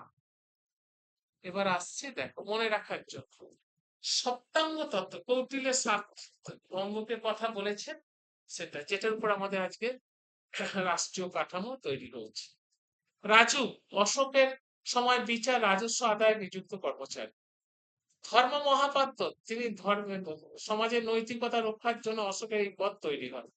আগাথোক্লেস, গ্রিক শাসক সেলুকাসের নিকটে চন্দ্রগুপ্ত মৌর্য দরবারে মেগাস্থেনিসকে পাঠিয়েছিল। লুম্বিনী কর মুক্ত, নেপালের তরাই অঞ্চলে লুম্বিনী প্রদর্শনের পর অশোক সেখানে করের পরিমাণ 1/6 থেকে কমিয়ে 1/8 করেছিলেন। এবার হচ্ছে অশোক মৌর্য যুগের পরবর্তী সময়, 185 খ্রিস্টপূর্বাব্দ থেকে 300 খ্রিস্টপূর্বাব্দ। কুষাণ সাম্রাজ্য, দেখো কোথাকার কুষাণ সাম্রাজ্য, শুঙ্গ সাম্রাজ্য, পাটলিপুত্র এখানকার, সাতবাহন সাম্রাজ্য, চুলটা একবার নিচে দেখতে পেয়েছে। মৌর্যদের পর আরো দু ধরনের শক্তি উঠেছিল। একটা হচ্ছে দেশীয় রাজশক্তি, যেমন শুঙ্গ, কান্ন, সাতবাহন, চেদি। বিদেশি রাজশক্তি, ইন্দ্রগিক, সব, হ্যাঁ, পার্থিয়ান, কুষাণরা, এটা হলো বিদেশি রাজশক্তি। এবার দেখো, এবার হচ্ছে শুঙ্গ রাজবংশ। শুঙ্গ রাজবংশের প্রতিষ্ঠাতা পুষ্যমিত্র শুঙ্গ। পুষ্যমিত্র সিংহ হল শুঙ্গ রাজবংশের প্রতিষ্ঠাতা, শুঙ্গ রাজবংশের প্রতিষ্ঠাতা। তিনি শেষ মৌর্য সম্রাট বৃহদ্রথকে হত্যা করে সিংহাসনে বসেন। তিনি ছিলেন ব্রাহ্মণ ধর্মের পুনর্জাগরণকারী। পতঞ্জলি অর্থাৎ মহাভাষ্য রচনা তার সমসাময়িক ছিল। তাহলে দেখতে পাচ্ছ, তিনি শেষ মৌর্য সম্রাট বৃহদ্রথকে হত্যা করে সিংহাসন। সাতবাহন বংশ, দাক্ষিণাত্যে প্রধান শক্তির প্রতিষ্ঠা সিমুক।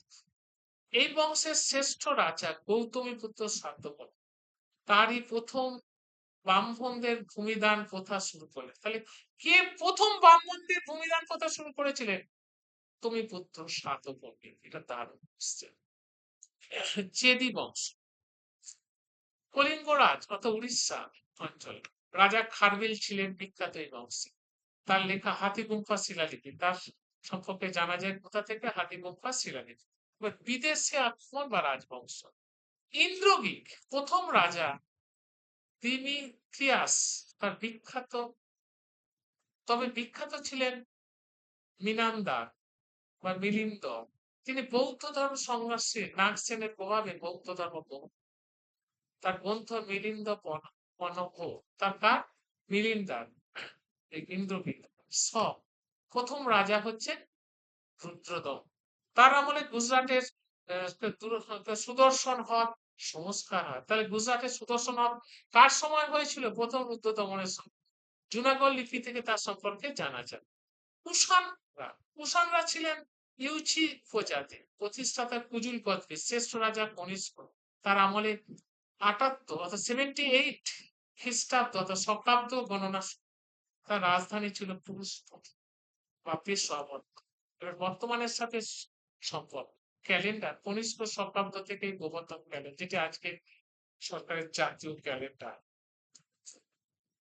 মূর্তি শিল্প, আজকের আধুনিক বুদ্ধ মূর্তি বা দেবদেবীর মূর্তির গড়ন গান্ধার, মথুরা, শিলারীতির অবদান, যা কুষাণ যুগে দেখা গেছে।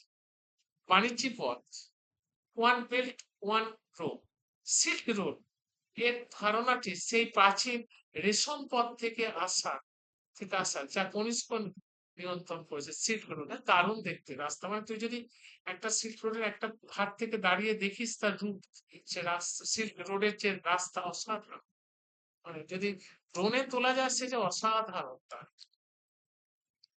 কিছুটা অংশ আমরা পেয়েছিলাম যেতে, তাতেই আমাদের মানে মানে মন একবারে ফিদা হয়ে গেছে।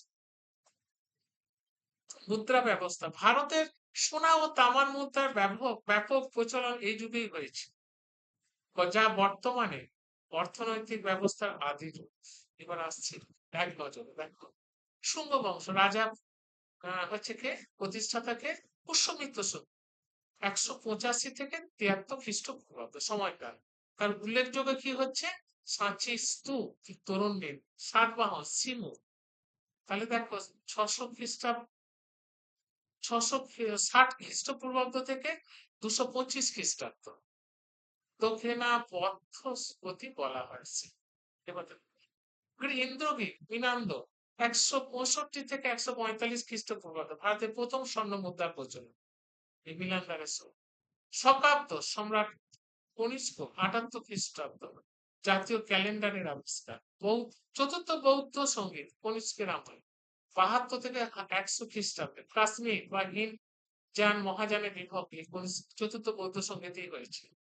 হিনজান মহাযান বিভাগ হয়ে গেছিল। জুনাগড় লিপি প্রথম রুদ্রদমন ১৫০ খ্রিস্টাব্দ, সংস্কৃত ভাষায় লেখা প্রথম দীর্ঘ শিলালিপি। এবার আসছি দেখ ইম্পর্টেন্ট কিছু জান। গান্ধার শিল্প, গ্রিক ও ভারতীয় শিল্পরীতির মিশ্র। অশ্বঘোষ কনিষ্কের রাজকবি এবং বুদ্ধচরিত গ্রন্থের রচয়িতা। নাগার্জুন কুষাণ যুগের বিজ্ঞানী, যাকে ভারতের আইনস্টাইন বলা। ভারতের আইনস্টাইন কাকে বলা হয়? নাগার্জুন। কাকে বলা হয়? নাগার্জুনকে বলা আইনস্টাইন, ভারতের আইনস্টাইন। চরক কনিষ্কের রাজবৈদ্য, চরক সংহিতা তার লেখা। অমরাবতী শিল্প সাতবাহন যুগে গড়ে উঠেছিল। রেশম পথ কনিষ্কের প্রথম ভারতীয় রাজা, যিনি এটি নিয়ন্ত্রণ করতেন এবং চীনের থেকে রোমে রেশম রপ্তানির তদারকি, চীন থেকে রোমে যে রেশম রপ্তানি হতো তার তদারকি করতেন। এবার হচ্ছে বৌদ্ধ ধর্ম, কোন কোন জায়গায় বৌদ্ধ ধর্মের প্রচার হয়েছিল সব ছবিতে কি সুন্দর ভাবে বোঝানো আছে, দেখতে পেয়েছো? লুম্বিনী কোথায়? দেখো কি সুন্দর লুম্বিনী। দেখো সারনাথ কোথায় যাবে? কুশীনগর কোথায়? এটা বুদ্ধনাথ, এটা দেখতে পেয়েছো? তক্ষশিলা, এটা দেখতে হবে তক্ষশিলা কোথায়। এদের এখানটা তক্ষশিলা। এবারে পাকিস্তানের বাইরে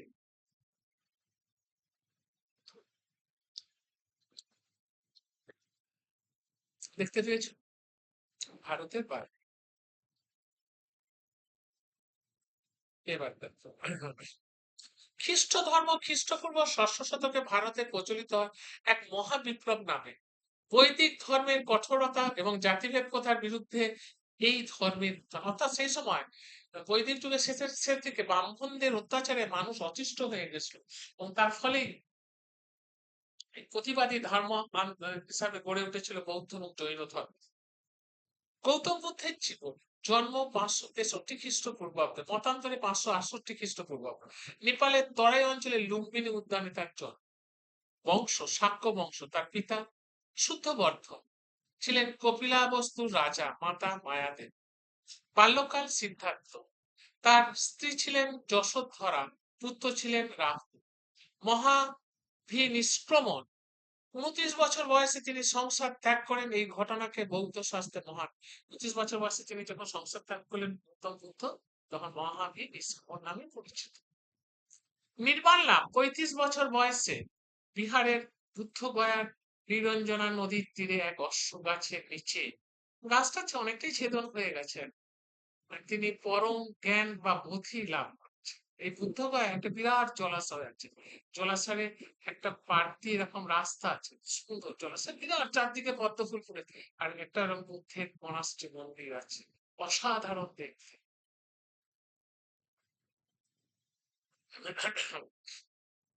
ধর্মচক্র প্রবর্তন, সারনাথে তিনি তার প্রথম 5 জন শিক্ষককে ধর্ম উপদেশ দেন। কোথায় দিয়েছেন? সারনাথে। মহাপরিনির্বাণ 483 খ্রিস্টপূর্বাব্দে, অর্থাৎ 80 বছর বয়সে উত্তরপ্রদেশের কুশীনগরে তার মৃত্যু। বৌদ্ধ ধর্মের মূল দর্শন, বৌদ্ধ ধর্ম মূলত কর্মফল অহিংসার উপর দাঁড়িয়েছিল। এটির স্তম্ভ হচ্ছে কি? আর্য সত্য 4টি: দুঃখ, দুঃখ সমুদয়, দুঃখ নিরোধ, দুঃখ নিরোধের মান, অষ্টাঙ্গিক মান যেটা, সৎদৃষ্টি, সৎ সংকল্প, সৎ বাক্য, সৎ কর্ম, সৎ জীবিকা, সৎ ব্যায়াম, সৎ স্মৃতি, সৎ সমাধি। ত্রিরত্ন বুদ্ধ ধর্ম বৌদ্ধ সম্মেলন। দেখো, এটা খুব ইম্পর্টেন্ট, এই চারটা খুব ভালো করে মুখস্থ করা।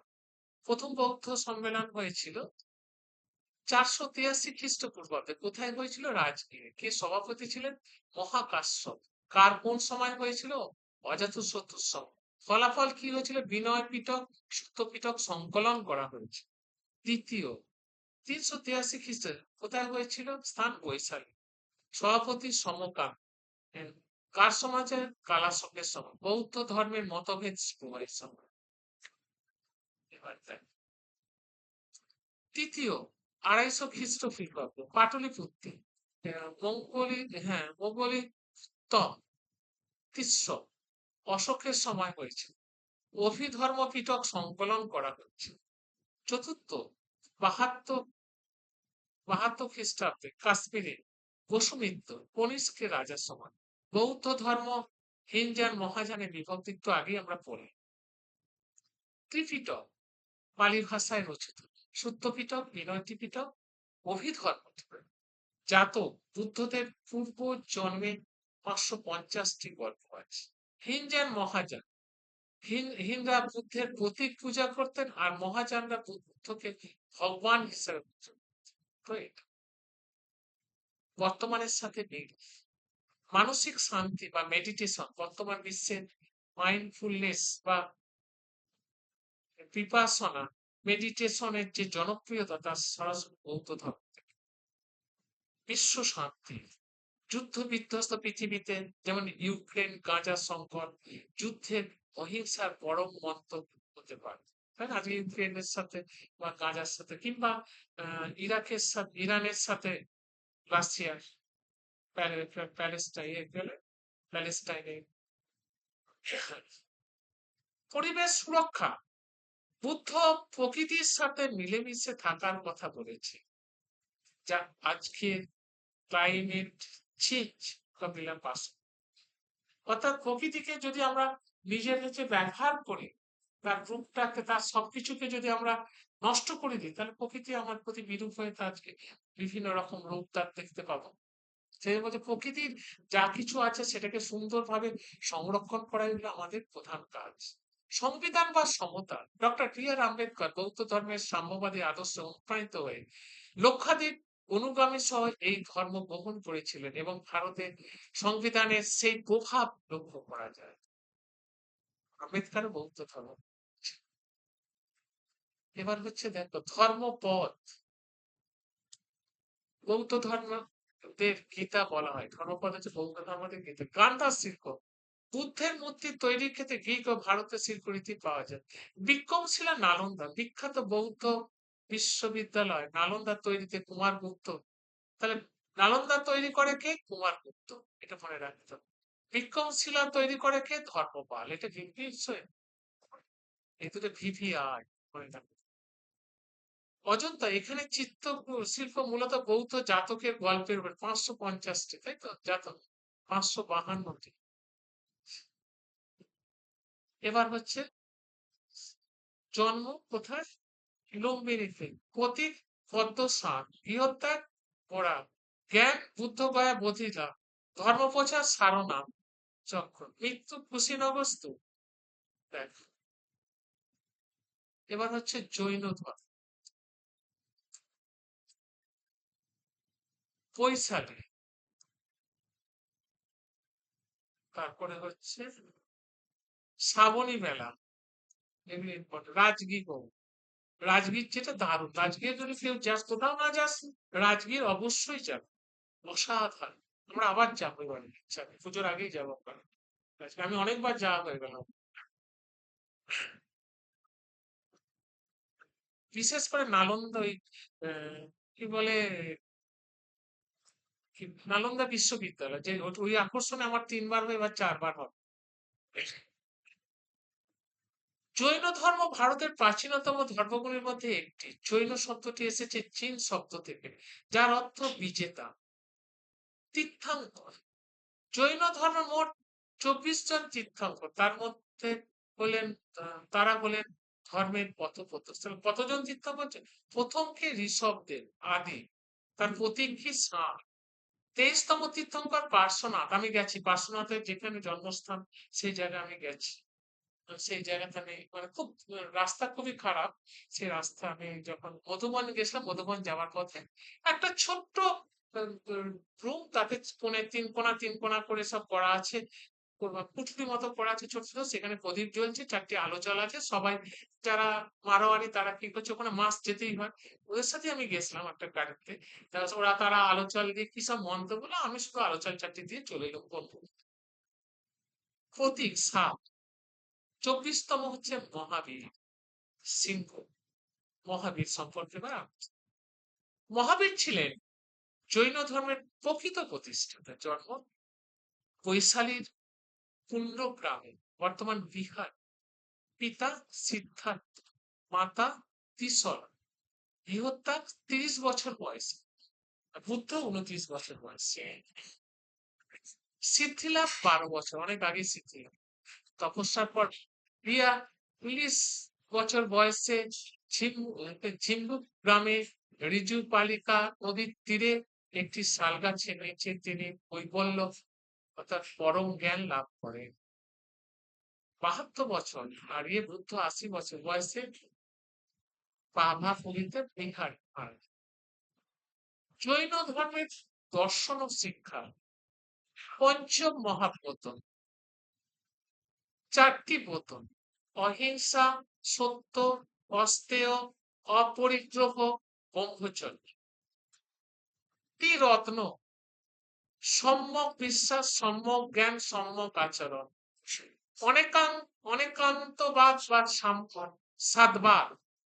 জৈন ধর্ম মনে করেন যে সত্যের অনেকগুলি দিক আছে, কোনটা বিষয়ের উপর একজনের মতামত সম্পূর্ণ সত্য নাও হতে পারে, একে সাধুবাদ বা আপেক্ষিকতাবাদ বলা হয়। বিভাজন: শ্বেতাম্বর, দিগম্বর। খ্রিস্টপূর্ব 3য় শতকে মগধে দুর্ভিক্ষের সময় জৈন ধর্ম দুভাগে বিক্ষত।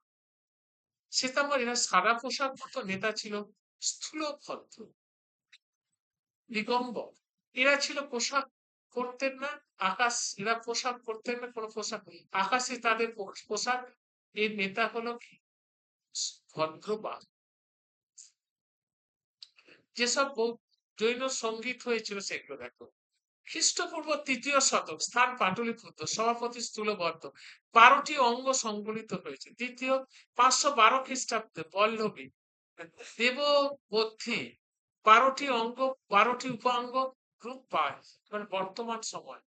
সঙ্গে সঙ্গে অহিংসা, মহাত্মা গান্ধীর অহিংসা আন্দোলনের মূল ছিল জৈন ধর্মের শিক্ষা। আজ বিশ্বজুড়ে যে নিরামিষাশী হওয়ার প্রবণতা বাড়ছে তা আদি নিবাসে দর্শনে।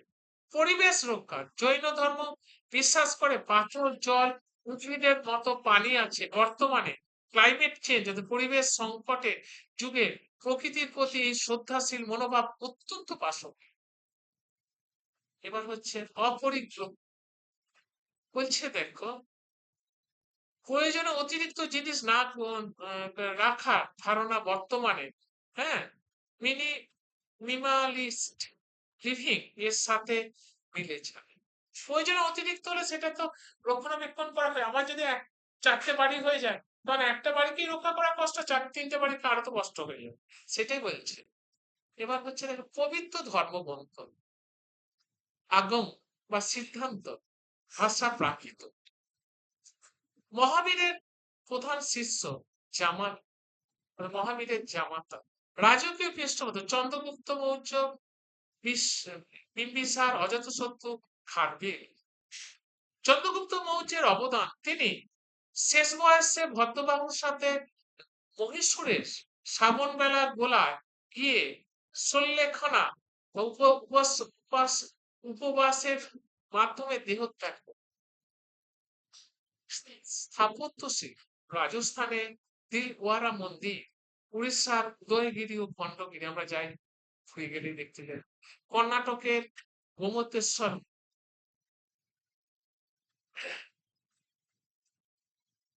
জৈন ধর্ম ঈশ্বরকে অস্বীকার করে, কিন্তু ঈশ্বরকে স্বীকার করে কিন্তু চীন বা তীর্থঙ্কর নিচে স্থান দেয়। এরা বেদের অভ্রান্ততা অস্বীকার করে। এবার আসছে মধ্যে থেকে আক্রমণ, অর্থাৎ মৌর্য পরবর্তী যুগ 200 খ্রিস্টপূর্বাব্দ থেকে 300 খ্রিস্টাব্দ। দেখো মৌর্য পরবর্তী রাজ্য সমূহ দেখেছো, এখানে দিচ্ছে Mathura, Ujjayini, Taxila, main main point দিয়ে দিয়েছে, দেখেছো? এগুলো হচ্ছে মৌর্য। পার্শ্বীয় আক্রমণ দেখেছো কোথা থেকে পার্শ্বীয়রা এসেছিল, পেশোয়াতে আক্রমণ করেছিল। গান্ধার, মধ্য এশিয়ার কোন জায়গায় দেখতে পাচ্ছ? এবার দেখ মৌর্যদের কেন্দ্রীয় শাসনের দুর্বলতার সুযোগ নিয়ে 4টি প্রধান বিদেশি শক্তি ভারতে প্রবেশ করে। এদের মনে রাখা সহজ কৌশল হলো তালিকা: ইন্দ্রগ্রীক, শক, পার্থিয়ান এবং কুষাণ।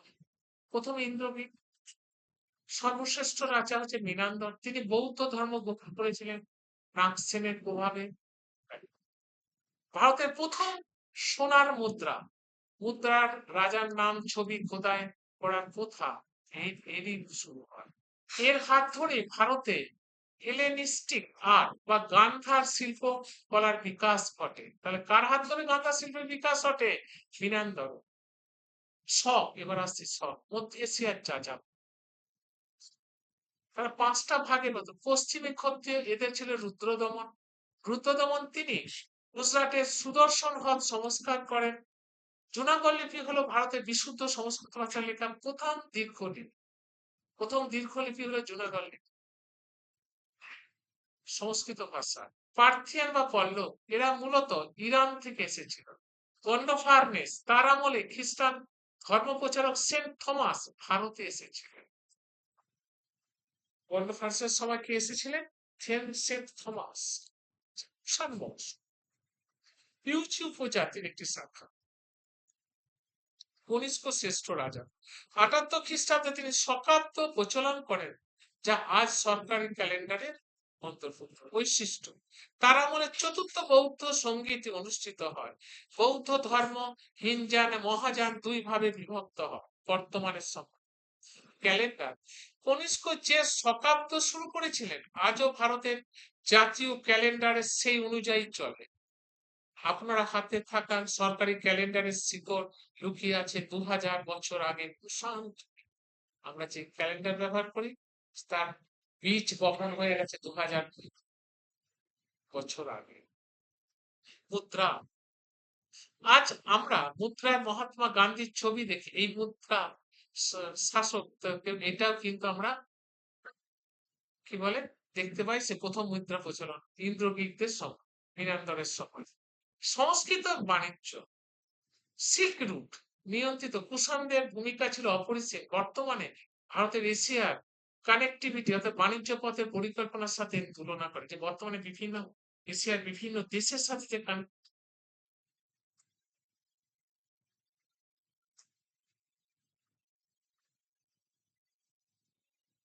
ইন্দ্রগিক, মিনান্দার, মিনান্দার হচ্ছে মিনান্দার গ্রন্থ প্রথম স্বর্ণ মুদ্রা চালু করে।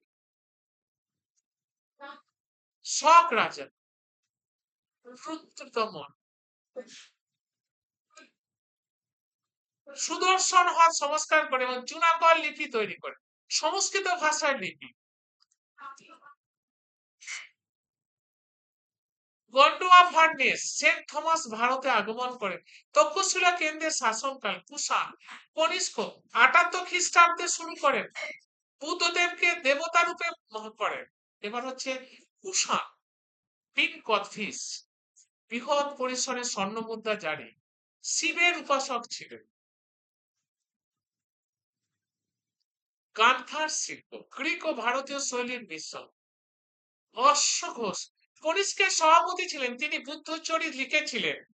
চরক সুশ্রিত এবং আয়ুর্বেদ শাস্ত্রের এই দুই কিংবদন্তি কুষাণ আমলের সমসাময়িক ছিলেন। কুষাণ আমলের সমসাময়িক কে ছিলেন সেটা বলে দিয়েছিলেন। সিল্ক রোড কনিষ্কের প্রথম ভারতীয় রাজা, যিনি চীনের সাথে যুক্ত এই বিখ্যাত আন্তর্জাতিক বাণিজ্য পথ নিয়ন্ত্রণ করেন। এবার আসছি, দরকার নেই জায়গাটা। এবার গুপ্ত সাম্রাজ্য ইম্পর্টেন্ট একটা পার্ট। এটা দেখো ম্যাপে দেখিয়ে দিয়েছি, গুপ্ত সাম্রাজ্য কি সুন্দর দেখিয়েছি ম্যাপেতে। উজ্জয়িনী, প্রয়াগ, বারাণসী, পাটলিপুত্র, নালন্দা। নালন্দা কোথায় দেখতে পেয়েছো একবারে, কোন জায়গায় দেখতে পেয়েছো? অজন্তা, এগুলো দেখতে পেয়েছো, বারাণসী সবই দেখালাম। এবার আসছে আলোচনা। খ্রিস্টপূর্ব 4th শতাব্দীতে ভারতে কুষাণদের পতনের পর গুপ্তরা এক বিশাল সাম্রাজ্য গড়ে তোলেন। 320 খ্রিস্টাব্দ থেকে 550 খ্রিস্টাব্দ পর্যন্ত এই সাম্রাজ্য চলেছিল। এই সময়কালটা হচ্ছে 320 থেকে কি বলে 550 খ্রিস্টাব্দ, এই সময় একে বলা হয় ভারতের স্বর্ণযুগ বলা হয়। এই সময় শিল্প, স্থাপত্য, বিজ্ঞান, স্থাপত্যের অভূতপূর্ব উন্নতি ঘটে। এবার হচ্ছে শ্রীগুপ্ত, তিনি ছিলেন গুপ্ত সাম্রাজ্যের প্রতিষ্ঠাতা, প্রথম চন্দ্রগুপ্ত, যিনি মহারাজাধিরাজ উপাধি নেন 319 থেকে 320 খ্রিস্টাব্দে। গুপ্ত শকাব্দ প্রচলন হয়, গুপ্তাব্দ প্রচলন হয়। কোন সময় গুপ্তাব্দ প্রচলন করেন? এবার হচ্ছে কি দেখো, সমুদ্রগুপ্ত, যাকে ভারতের নেপোলিয়ান বলা হয়, তার সভাকবি ছিলেন হরি সেন, এলাহাবাদ প্রস্তুতি করেন। তার বিজয় বিজয় অভিযান সম্পর্কে তিনি অশ্বমেধ যজ্ঞ করেছিলেন এবং মুদ্রায় তাকে বিনা বাজাতে দেখতে পাওয়া যায়, বাজাতে দেখতে পাওয়া যায়। দ্বিতীয় চন্দ্রগুপ্ত, তিনি বিক্রমাদিত্য বা শকাদি উপাধি গ্রহণ করেছিলেন। এটা সোজা সোজা। তার সময় চীন পরিবাজক ফাইয়েন এসেছিলেন। তাহলে কার সময় এসেছিলেন ফাইয়েন? বিক্রমাদিত্য দ্বিতীয় চন্দ্রগুপ্তের সময় এসেছিলেন। তার সময় নবরত্ন বিরাজ করত, তার মধ্যে কালিদাস, বরাহমিহির এগুলো বিশেষ উল্লেখযোগ্য। এবার হচ্ছে প্রথম কুমারগুপ্ত, তিনি নালন্দা বিশ্ববিদ্যালয় প্রতিষ্ঠা করেন। এটা একটা বিশাল ভাইটাল কোশ্চেন। নালন্দা বিশ্ববিদ্যালয় কে প্রতিষ্ঠা করেন? প্রথম কুমারগুপ্ত। তারপর পাল রাজারা করেন। মানে এক একটা সময়ে যে এক একটা রাজা, ওটা তো পুরো কুমারগুপ্ত প্রথম করেছিল, কিন্তু ওর আর্কিটেকচার বা ইয়ে একটু ভালো করে লক্ষ্য করলে আমরা পড়াবো, আমরা অনেকবার নালন্দা গেছি, সেই জন্য আমরা ওই জায়গাগুলো ভালোভাবে মানে ইয়ে গাইড নিয়ে দেখেছিলাম যে প্রতিটা সময়ে রাজ্যের রাজাদের সময় কিন্তু তাদের আর্কিটেকচার কিন্তু একটু আলাদা হয়েছে। স্কন্দগুপ্ত, তার ভারতের রক্ষাকর্তা বলা হয়। তিনি হুন আক্রমণ প্রতিহত করেছিলেন। এবারও চেষ্টা করব টোটালটা ধরে নিয়ে আসার, একবার টোটালটা ছবি বা তার ভিডিও করে নিয়ে টোটালটাকে বোঝানোর ব্যবস্থা করবো, এবার ইচ্ছা আছে। তো কেন একে স্বর্ণযুগ বলা হয়? সাহিত্য, মহাকবি কালিদাস, অভিজ্ঞান শকুন্তলম, মেঘদূত, বিশাখা দত্তের মুদ্রা রাক্ষস এই যুগের সম্পদ, বিজ্ঞান ও গণিত, আর্যভট্ট শূন্য ব্যবহার। তাহলে শূন্যের ব্যবহার কে করেছিল? আর্যভট্ট। পৃথিবী যে সূর্যের চারদিকে ঘোরে তার প্রমাণ তিনি করেছিলেন। বরাহমিহিরে পঞ্চ সিদ্ধান্তিকা এ যুগের বিজ্ঞান। স্থাপত্য, দেওঘরের দশাবতার মন্দির, অজন্তার ইলোরা, অজন্তা ইলোরা গুহাচিত্র এই সময় অন্যতম সৃষ্টি। ধর্ম, এই যুগে হিন্দু ধর্মের পুনরুত্থান ঘটে, সংস্কৃত ভাষার মর্যাদা বৃদ্ধি। তাহলে হিন্দু ধর্ম আবার জেগে ওঠে। যারা অনার্স ছিল তারা হয়তো বুঝতে পারবে যে হিন্দু ধর্ম, গুপ্ত যুগে হিন্দু ধর্ম পুনরুত্থানের কারণ এরকম কোশ্চেন পড়ে। বর্তমান সময়ের সাথে সংযোগ, বিজ্ঞান ও গণিত। আজ আমরা যে ডেসিমাল সিস্টেম অর্থাৎ শূন্যের ব্যবহার করি তার উদ্ভাবক কিন্তু গুপ্ত যুগে আর্যভট্ট করে গেছে। শিক্ষা ব্যবস্থা, নালন্দা বিশ্ববিদ্যালয় বিশ্বের আন্তর্জাতিক আবাসিক বিশ্ববিদ্যালয়, বর্তমানে যে আইআইটি বা বিশ্বভারতী ধারণার শিকড় সেখান থেকে। অর্থাৎ এই নালন্দা থেকে আজকে শান্তিনিকেতন বা আইআইটি যাই বললাম সব ওই শিকড় ওখানে। প্রশাসন, গুপ্ত আমলের প্রধান গ্রাম প্রশাসন ব্যবস্থা আজও ভারতের পঞ্চায়েত ব্যবস্থার একটি আদি রূপ হিসাবে পরিচিত। এটা একটা ম্যাপের সাহায্যে দেখিয়েছি বা ছকের সাহায্যে। প্রতিষ্ঠাতা শ্রীগুপ্ত, মহারাজ উপাধি, প্রথম চন্দ্রগুপ্ত 319 থেকে 320 খ্রিস্টাব্দ। তারপর এলাহাবাদ প্রশস্তি হরিসেনের, সমুদ্রগুপ্তের বিজয় জানা যাচ্ছে। চীনা পর্যটক ফাইয়েন দ্বিতীয় চন্দ্রগুপ্তের আমলে নালন্দা বিশ্ববিদ্যালয় কুমারগুপ্তি প্রাচীন ভারতের শ্রেষ্ঠ শিক্ষা কেন্দ্র। হুন আক্রমণে দমন চন্দ্রগুপ্ত, ভারতের রক্ষাকর্তার নবরত্ন দ্বিতীয় চন্দ্রগুপ্তের সভায়, কালিদাস, বটমি, অমর সিং ইত্যাদি। বিখ্যাত গ্রন্থ আর্যভট্ট, গণিত ও জ্যোতির্বিজ্ঞানী। এবার হচ্ছে টিপস, মুদ্রা। এইগুলো যদি এই সবগুলোকে যদি ভালো করে মুখস্থ রাখো আর কিচ্ছু দরকার হবে না। গুপ্ত রাজারা প্রচুর স্বর্ণ মুদ্রার প্রচলন করেছিলেন যা দিনার নামে পরিচিত ছিল। রূপোর মুদ্রাকে বলা হতো রূপক, স্বর্ণ মুদ্রাকে বলা হতো গুপ্তযুগের স্বর্ণ দিনার।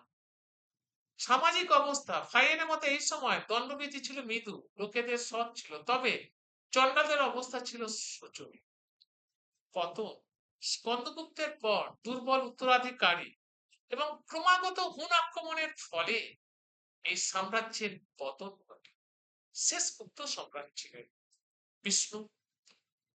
দিল্লির কুতুব মিনারের কাজের অবস্থিত মেহের রাউলির লৌহ স্তম্ভটি দ্বিতীয় চন্দ্রগুপ্তের তৈরি, যা আজও মরিচা ধরেনি। এটি তৎকালীন ধাতুবিদ্যার চরম উৎকর্ষের। দিল্লির কুতুব মিনারের কাছে যে মেহেরউলির লৌহ স্তম্ভটি দ্বিতীয় চন্দ্রগুপ্ত তৈরি করেছিল, যা আজও ঘুরছে। এবার হচ্ছে গুপ্ত পরবর্তী রাজবংশ, বিশাল ইম্পর্টেন্ট। কি কি রাজবংশ দেখো কি সুন্দর দেখিয়েছি।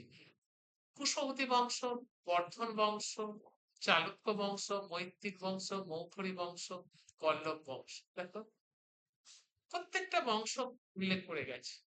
কুশবতী বংশ থানেশ্বর। আচ্ছা, তারপরে গৌড় সাম্রাজ্য কনৌজ। আচ্ছা, তারপরে হচ্ছে বাতাপি, চালুক্য বংশের বাতাপি, পল্লব বংশের কাঞ্জিপুরম, মৈত্রক বংশের হচ্ছে কি বল্লবী। দেখতে পেয়েছো কি সুন্দর বুঝিয়েছি। এবার আসছে আলোচনা। আশা করি তোমরা যতই ভিডিও ঘাটো না কেন এই অ্যানসেন্ট ইন্ডিয়ার উপরে, প্রাচীন ভারতের উপর, আশা করি এই ভিডিও, এরকম ভিডিও তোমরা পাবে। গুপ্তদের পতনের পর ভারতে এক শাসন অধীনে ছিল না। এই সময় মূলত 4টি প্রধান রাজবংশ হয়েছিল। এটা থানেশ্বর, থানেস, এটা এরকম ভাবে হয় আর কি। ঠিক আছে। বর্ধন গৌড় রাজবংশ, বর্ধন হচ্ছে থানেশ্বর কনৌজ, মৈত্রক রাজবংশ বল্লবী বা গুজরাট, কুশবতী বংশ বর্ধন হরিয়ানা। এবার হচ্ছে বর্ধন রাজবংশ। বর্ধন রাজবংশের শক্তিশালী রাজা হচ্ছে হর্ষবর্ধন। 606 থেকে 647 খ্রিস্টাব্দ। রাজধানী শুরু হয়েছে থানেশ্বর, পরে তিনি রাজধানী কনৌজে, প্রথম ছিল থানেশ্বর, তারপরে কনৌজে নিয়ে যান। উপাধি শিলাদিত্য, সর্ব উত্তর পথনা বলা হয় তাকে, সকলে উত্তর পথনাথ বলা হয়, সকলে উত্তর পথনাথ বলা হয়। সাহিত্য ও সংস্কৃতি তিনি নিজে একজন সুপণ্ডিত ছিলেন। নাগানন্দ, রত্নাবলী, প্রিয়দর্শিকা নাটক লিখেছিলেন। তার সভাকবি বাণভট্ট ছিলেন হস্তচরিত কাদম্বরীর লেখক। হিউয়েন সাং, চীন পরিব্রাজক হিউয়েন সাং তার রাজত্বকালে ভারতে আসেন। তাহলে হিউয়েন সাং কার সময় আসেন? হর্ষবর্ধনের সময় আসেন। নালন্দা বিশ্ববিদ্যালয়ে পড়াশোনা করেন। এবার আসছি বাংলার গৌড় রাজবংশ শশাঙ্ক। বাংলার ইতিহাসে প্রথম গুরুত্বপূর্ণ স্বাধীন রাজা। তাহলে বাংলার প্রথম স্বাধীন রাজাকে শশাঙ্ক ইতিহাস। রাজধানী মুর্শিদাবাদের পর তিনি ছিলেন কট্টর শৈব। তার বিরুদ্ধে বৌদ্ধ ধর্মাবলম্বীদের উপর অত্যাচারের অভিযোগ আছে। সংঘাত। হর্ষবর্ধনের সাথে তার দীর্ঘকাল যুদ্ধ চলেছিল। দাক্ষিণাত্যের পরবর্তী বংশ, দাক্ষিণাত্যের শক্তি চালুক্য ও পল্লব। উত্তর ভারতে যখন হর্ষবর্ধন শাসন করছেন, দক্ষিণ ভারতে তখন শক্তিশালী বাতাপি চালুক্য এবং কাঞ্চিপুরম কাঞ্চির পল্লব বংশ। এবং দক্ষিণের এই বাতাপি আর কাঞ্চির পল্লব বংশ। বাতাপির চালুক্য বংশের দক্ষিণে। দ্বিতীয় পুলকেশী চালুক্য বংশের শ্রেষ্ঠ রাজা। তিনি নর্মদা নদীর তীরে হর্ষবর্ধনকে পরাজিত করেছিলেন। ঐহোল প্রশস্তি প্রমাণ মেলে। পল্লব শিল্প, পল্লব রাজারা মহাবলীপুরমের রথ মন্দির তৈরি করেছিল। এবার আসছি বর্তমান সময়ের সঙ্গে সংযোগ। হর্ষবর্ধন যেভাবে কনৌজকে কেন্দ্র করে উত্তর ভারত শাসন করেছিলেন, আজকের দিল্লির সেই একই ভৌগোলিক অবস্থান বজায় রেখেছে। কনৌজ আজও তার সুগন্ধি শিল্পের জন্য বিশ্বখ্যাত, যার সূচনা সেই যুগেই হয়েছে। কনৌজকে কেন্দ্র করে যেমন গোটা উত্তর ভারতকে শাসন করে গেলে হর্ষবর্ধন, আজকে দিল্লিকে কেন্দ্র করে ঠিক সেই। শিক্ষা ব্যবস্থা, নালন্দা বিশ্ববিদ্যালয় ছিল বিশ্বের প্রথম আবাসিক বিশ্ববিদ্যালয়। বর্তমানে অক্সফোর্ড কেমব্রিজের মডেলে বা ভারতের নালন্দা ইন্টারন্যাশনাল ইনস্টিটিউটের পুনর্জাগরণ সেই প্রাচীন শিক্ষার ঐতিহ্যের প্রতিফলন। কূটনীতি, এটা আগেই বলে দিয়েছেন তোমাদের। হর্ষবর্ধন চীনের সাথে কূটনৈতিক সম্পর্ক স্থাপন করে বর্তমান ভারত চীন সম্পর্কে ঐতিহাসিক শিকড় সেই সময় খোদা হয়েছে। গুরুত্বপূর্ণ তা হর্ষবর্ধনের রাজ্যাভিষেক 606 খ্রিস্টাব্দে হর্ষাব্দ চালু করেন। নর্মদার যুদ্ধ আনুমানিক 618 থেকে 659। দ্বিতীয় পুলকেশী বনাম হর্ষবর্ধন। হিউয়েন সাং এর ভারত আগমন 629 থেকে 645। ভারত ভ্রমণে বৃত্তান্ত। সিইউকি তার গ্রন্থ। প্রয়াগ বা কনৌজের সভা প্রতি 5 বছর অন্তর। হর্ষবর্ধন এখানে সর্বস্ব দান। ওই আইহোল এটাকে আইহোলও বলে, আইহোল এটাও বলে আইহোল বা ঐহোল বা আইহোল। ইংলিশ থেকে তো বাংলা। রবি কীর্তি রচিত আইহোল প্রশস্তি কার? রবি কীর্তি। দ্বিতীয় পুলকেশী বিজয় কথা হর্ষবর্ধনকে পরাজয় বর্ণিত আছে, মনে রাখার জন্য দেয়। হর্ষবর্ধন একটি বিশ্ববিদ্যালয় 100টি গ্রামের রাজস্ব দান করেছে। এই বিশ্ববিদ্যালয়ের জন্য হর্ষবর্ধন এই বিশ্ববিদ্যালয় তৈরির জন্য 100টা গ্রাম দান করে দিয়েছিলেন। মহাসামন্ত বা শশাঙ্ক শুরুতে গুপ্তদের অধীনে একজন মহাসামন্ত ছিলেন।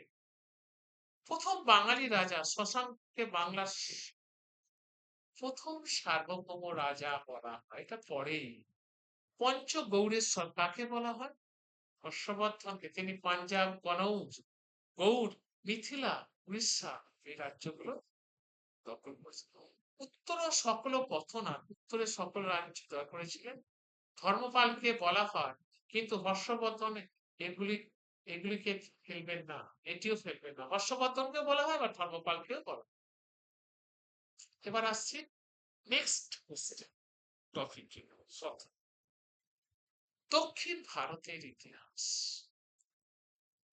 দক্ষিণ ভারতের ইতিহাস থেকে পল্লব সাম্রাজ্য একটা বিশাল, চালুক্য সাম্রাজ্য, রাষ্ট্রকূট সাম্রাজ্য, দেখতে একটা সাম্রাজ্য দেখছি। আগেও তো বুঝিয়েছি সাম্রাজ্যগুলো দেখালাম। এই রাষ্ট্রকূট সাম্রাজ্য, ঠিক আছে, দেখবে এটা, ঠিক আছে। এবার আসছে আলোচনার বিষয়। দক্ষিণ ভারতের ইতিহাসকে দুটো ভাগে ভাগ আছে, একটা সঙ্গম যুগ আর একটা হচ্ছে মধ্যযুগীয় রাজবংশ, চোল, পল্লব, চালুক্য, রাষ্ট্রকূট। প্রথম আসছে সঙ্গম যুগ। খ্রিস্টপূর্ব 300 300 থেকে 300 খ্রিস্টাব্দ পর্যন্ত এটি ছিল দক্ষিণ ভারতের স্বর্ণযুগ। এই সঙ্গম যুগটা হচ্ছে দক্ষিণ ভারতের স্বর্ণযুগ। সঙ্গম কথার অর্থ হলো কবিদের সম্মেলন। এখানে 3টি রাজ্য চের, চোল, পাণ্ডব, সাহিত্য তিলকা তিয়াম, শিলাপাদিকারাম, মণি মেকালাই হলো এই সময়কার বিখ্যাত মহাকাব্য।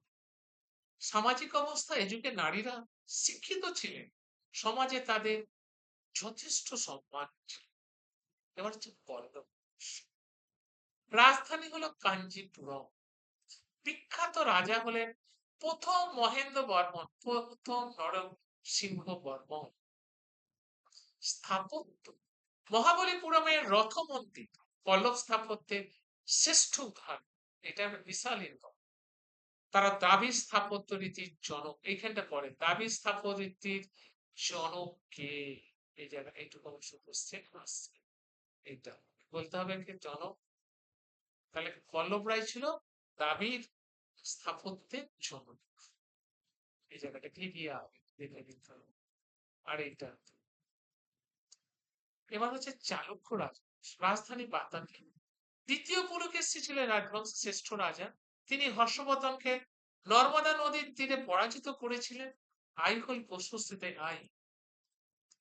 এই প্রস্তুতি বর্ণনা হচ্ছে স্থাপত্য পৌডলকর এবং আইহোল মন্দিরে সবুজ। এবার আসি চোল রাজবংশ বিজয়ালয় প্রতিষ্ঠা। রাজরাজ্য বৃহদেশ্বর মন্দির নির্মাণ করে রাজেন্দ্র চোল। তিনি গঙ্গাই কোন্ড চোল উপাধি নেন। এখানে আমি পুরো মুখস্থ রাখতে হবে, এই জায়গা থেকে এমসিকিউ আসে। শাসন ব্যবস্থা চোলদের সবচেয়ে বড় বৈশিষ্ট্য ছিল তাদের স্বায়ত্তশাসিত গ্রাম শাসন ছিল। উত্তরে মেরুলিপি থেকে এই গ্রাম শাসন সম্পর্কে জানা যায়। নৌবাহিনী চোলদের নৌবাহিনী এত শক্তিশালী ছিল যে তারা বঙ্গোপসাগরকে চোল হ্রদে পরিণত করেছিল। কারা বঙ্গোপসাগরকে চোল হ্রদে পরিণত করেছিল? জিজ্ঞেস তাহলে বলতে হবে কারা? চোলরা। তারা দক্ষিণ পূর্ব এশিয়া জয় করেছে। বর্তমানের সঙ্গে এটা প্যারা। এই কম্পেয়ার গুলো তোমার কোনো বইয়ে পাবে না, যেহেতু এটা আমার বই হবে বলে সেই জন্য আরো এইসব গুলো করা হয়েছে। আমাদের বর্তমান পঞ্চায়েত ব্যবস্থা বা স্থানীয় স্বায়ত্তশাসন ব্যবস্থার শেকড় লুকিয়ে আছে চোলদের গ্রাম শাসন নীতির মধ্যে। এবার হচ্ছে স্থাপত্য পর্যটন। ইউনেস্কো ওয়ার্ল্ড হেরিটেজ সাইট হিসাবে তাঞ্জাভুরের বৃহদেশ্বর মন্দির, মহাবলীপুরম আজও ভারতের গর্ব, পর্যটক শিল্পের মেরুদণ্ড। তাহলে তাঞ্জাভুরের বৃহদেশ্বর মন্দির আজও দাঁড়িয়ে আছে, মহাবলীপুরম আজ তার স্বমহিমায় গর্বিত হয়ে দাঁড়িয়ে আছে। সামুদ্রিক শক্তি ভারতের বর্তমান নৌকৌশল দক্ষিণ পূর্ব এশিয়ার দেশগুলি যেমন ইন্দোনেশিয়া, থাইল্যান্ডের সাথে সাংস্কৃতিক মেল চোলদের বাণিজ্য বিস্তারের ফলাফল। ধর্ম ও সংস্কৃতি দক্ষিণ ভারতের ভক্তি আন্দোলন আলভার নায়নার সন্তদের দ্বারা শুরু। বর্তমানে ভারতে হিন্দুদের কাঠামো গড়ে ওঠার বড় ভূমিকা। তাই না? যে ভক্তি আন্দোলন দক্ষিণ ভারতে যে গড়ে উঠেছিল, এই আন্দোলন আজকে যে হিন্দু ধর্ম বাঁচাও, হিন্দু ধর্ম রক্ষা করো, শঙ্করাচার্য থেকে আরম্ভ করে বিভিন্ন যে হিন্দু ধর্মকে রক্ষা করার জন্য সবাই ছুটে আসছে, কিন্তু তার বীজ বপন হয়ে গেছে তখন। এবার আসছে তালিকাটা, কি সুন্দর তালিকা দিয়ে বোঝাচ্ছে। তো প্রতিষ্ঠাতা পলস সিংহ বিষ্ণু শ্রেষ্ঠ, প্রথম দেখো শ্রেষ্ঠ রাজা প্রথম নরসিংহ বর্মন, রাজধানী কাঞ্চিপুরম, মহাবলীপুরমের রথ মন্দির, শোর টেম্পল। চালুক্য দেখো প্রথম চালুক পুলকেশী, দ্বিতীয় পুলকেশী শ্রেষ্ঠ রাজা, রাজধানী বাতাকি, আইহোল প্রশস্তি রবি কীর্তি। এবার হচ্ছে চো বিজয়ালয়, রাজেন্দ্র চোল শ্রেষ্ঠ রাজা, তাঞ্জোর বা গঙ্গাইকোন্ড চোলপুরম, নৌবাহিনীর গ্রাম শাসন বা বৃহদেশ্বরের মধ্যে। রাষ্ট্রকূট দন্তিদূত প্রথম কৃষ্ণ, তারপর অমোঘ বর্ষ, মান্যক্ষেপ, পিলোরার কৈলাসনাথ মন্দির, এক পাথরের খোদাই। এবার হচ্ছে দেখো চীন, উদয়ন চিরল, সেন্টু সেগু টুহান, বাঞ্জি মুজিরি, অর্থাৎ পন্নগী পূজা বা পত্নী প্রথা, পত্নী প্রথা শুরু। মনে রাখার জন্য দেখো আইহোল প্রশস্ত, চালুক্য রাজ, চালুক্য রাজ কবি রবিকীর্তি, রাজকবি চালুক্য রাজকবি রবিকীর্তি এটি লিখেছেন, যেখানে দ্বিতীয় পুলকেশীর বিজয় গাথা আছে। গঙ্গায় কোন্ড চোখ, গঙ্গা জয় করার পর রাজেন্দ্র চোল এই উপাধি গ্রহণ করে নতুন রাজধানী স্থাপন করেন। নটরাজ মূর্তি, চোলদের আমলে ব্রোঞ্জে নির্মিত নটরাজ মূর্তি বিশ্ববিখ্যাত, আজ যেটা চলে আসছে। দ্বিপাক্ষিক সংঘর্ষ, কনৌজকে দখলে পাল প্রতিয়া রাষ্ট্রকূটের মধ্যে দীর্ঘ লড়াই হয়েছে। তামিল রামায়ণ, কম্বন, চোল আমলে তামিল ভাষায় রচিত রামায়ণ। এবার আসছে নেক্সট, দক্ষিণ ভারতের প্রধান রাজবংশ। দেখো কাকতি রাজবংশ কোন জায়গাটা দেখতে পাচ্ছ, জায়গাটা। তারপরে দেখো পল্লব রাজবংশ, চোল পাণ্ডব রাজবংশ, হৈসাল রাজবংশ, চালুক্য রাজবংশ, রাষ্ট্রকূট। দেখতে পেয়েছো, আমি বংশগুলো দেখিয়ে দিলাম ম্যাপে কোন কোন জায়গা। ম্যাপটা দেখে নিবে, সহজে মনে থাকবে। এবার আসছে আলোচনার বিষয়। দক্ষিণ ভারতে ইতিহাস মূলত তিনটি শক্তিশালী স্তম্ভের উপর দাঁড়িয়ে। পল্লব, চালুক্য এবং চোল, এরা রাষ্ট্রকূটদের ভূমিকা অত্যন্ত গুরুত্বপূর্ণ। পল্লব রাজ, তো পল্লবরা দক্ষিণ ভারতের স্থাপত্য ভাস্কর্যের ভিত্তি স্থাপক। রাজধানী কাঞ্জিপুরম, বিখ্যাত রাজা প্রথম মহেন্দ্র, প্রথম বর্মন, প্রথম নরসিংহ বর্মন, তিনি বাতাপিকুণ্ড উপাধি নিয়েছিলেন। কে বাতাপিকুণ্ড উপাধি নিয়েছিলেন? প্রথম নরসিংহ বর্মন। শিল্পকলা, মহাবলীপুরমের হ্রদ মন্দির, কাঞ্জি কৈলাসনাথ মন্দির এদের শ্রেষ্ঠ কীর্তি, এর আগেই বুঝিয়েছি। পরীক্ষার তথ্য দেখো, এই সময় চীন পরিবাচক হিউয়েন সাং কাঞ্জি পরিদর্শন করেন। এবার হচ্ছে চালুক্য বংশ। চালুক্য বংশ হচ্ছে দাক্ষিণাত্যের একটা বিশাল সাম্রাজ্য গড়ে তুলেছে। রাজধানী বাতাপি, কর্ণাটকে সেটা। শ্রেষ্ঠ রাজা দ্বিতীয় ফিলিপ, তিনি হর্ষবর্ধনকে নর্মদা নদীর তীরে পরাজিত করেছে। আইহোল প্রশস্তি থাকে, আইহোল প্রশস্তি কার প্রকৃতি? স্থাপত্য আইহোলকে ভারত মন্দির স্থাপত্যের দোলনা বলা হয়। ভারত মন্দির স্থাপত্যের দোলনা কাকে বলা হয়? আইহোলকে বলা হয়। এটা একটা বিভৎস ইম্পর্টেন্ট কোশ্চেন এসে গেল। রাষ্ট্রকূট দাক্ষিণাত্যের রাজনীতিতে উত্তর ও দক্ষিণ ভারতের মধ্যে সেতুত্ব হিসাবে কাজ করতেন। দন্তি দুর্গ প্রতিষ্ঠা, শ্রেষ্ঠ রাজা প্রথম কৃষ্ণ বা অমোঘ বর্ষ, কীর্তি ইলোরার বিখ্যাত কৈলাসনাথ মন্দির প্রথম কৃষ্ণের সময় নির্মিত হয়েছে। চোল বংশ, মধ্যযুগে ভারতের সবচেয়ে শক্তিশালী নৌ বাহিনী ছিল চোলদের। প্রতিষ্ঠাতা বিজয়ালয়, শ্রেষ্ঠ রাজা প্রথম রাজেশ্বর মন্দির নির্মাতা, প্রথম রাজেন্দ্র চোল, যিনি গঙ্গায় কোন্ড উপাধি নেন। তাহলে কে গঙ্গায় কোন্ড উপাধি নেন? প্রথম রাজেন্দ্র চোল। রাজেশ্বরের মন্দির কে করেন? প্রথম রাজরাজ। এবার হচ্ছে শাসন ব্যবস্থা। চোলরা তাদের উন্নত স্বায়ত্ত শাসন বা গ্রাম পঞ্চায়েত ব্যবস্থা বিখ্যাত ছিল। উত্তর মেরুর শিলালিপি থেকে জানা যায়। এবার বর্তমানের সাথে সম্পর্ক, পঞ্চায়েত ব্যবস্থা চোলদের সময় যে উত্তর মেরুর বা শিলালিপিতে পাওয়া গেছে, তার আজকে ভারতে পঞ্চায়েত রাজ ব্যবস্থার প্রাচীন রূপ। কিভাবে গ্রামের সাধারণ মানুষ ভোট দিয়ে প্রতিনিধি নির্বাচন করতে হবে, তা হাজার বছর আগেই দেখিয়েছে এই চোলরা। নৌবাহিনী, ভারতে আজকে যে শক্তিশালী নৌবাহিনী ইন্ডিয়ান নেভি অনুপ্রেরণা ধারণ করেছে রাজেন্দ্র চোলের নৌ অভিযানকে, যিনি বঙ্গোপসাগরকে চোল হ্রদে পরিণত করেছে। পর্যটন ও অর্থনীতি, ইউনেস্কো ওয়ার্ল্ড হেরিটেজ সাইট হিসাবে মহাবলীপুরম বা তাঞ্জোপুরের মন্দিরগুলো আজও ভারতের পর্যটকদের শিল্পের বড় উৎকর্ষ। এবার এক কথায় মনে রাখার জন্য শর্ট দিয়েছি, পল্লব সময়কাল ফলকদেশ 275 থেকে 897, প্রতিষ্ঠাতা সিংহ বিষ্ণু, শ্রেষ্ঠ রাজা প্রথম নরসিংহ বর্মন। মহাবলীপুরমের সত্যরথ মন্দির চালুক্য 543 থেকে 753, প্রতিষ্ঠাতা প্রথম পুলকেশী, শ্রেষ্ঠ রাজা দ্বিতীয় পুলকেশী, রবি কীর্তির আইহোল প্রস্তুত, রাষ্ট্রকূট 735 থেকে 982, দন্তি দুর্গ প্রথম কৃষ্ণ, ইলোরার গুহাচিত্ত বা মন্দির, চুর 848 থেকে 1280, বিজয়ালয় প্রথম রাজেন্দ্র চোল, নৌবাহিনী এবং দক্ষিণ পূর্ব এশিয়া জয় করে। এবার হচ্ছে সঙ্গম সাহিত্য, দক্ষিণ ভারতের ইতিহাসে প্রাচীনতম বলে সঙ্গম সাহিত্য, তামিল ভাষায় রচিত, পাল, গুজরাট, প্রতিহার রাষ্ট্রকূটদের মধ্যে গণজ দখলের নিয়ে এই দীর্ঘস্থায়ী লড়াই চলে। ব্রোঞ্জ মূর্তি, চোল আমলে নটরাজ মূর্তি বিশ্বের অন্যতম শ্রেষ্ঠ শিল্পকর্ম হিসেবে নটরাজের মূর্তি চোল আমলের শ্রেষ্ঠ নটরাজের বিখ্যাত। তাহলে দেখতে পাচ্ছ ওয়ান শট ভিডিও তোমাদের একটা ইয়েতে ম্যারাথন ক্লাসে টোটাল একবারে বিস্তারিত প্রাচীন ভারতের ইতিহাস আলোচনা করে দিলাম, ম্যাপ সহ এবং টেবিল সহ এবং বিশেষ পয়েন্ট সহ আলোচনা করে দিলাম। এই ভিডিওটা তোমাদের কাছে চলে যাবে পরশুদিন, অর্থাৎ মঙ্গলবার দিন তোমাদের এটার উপরে অধ্যায় ভিত্তিক পরীক্ষা হবে।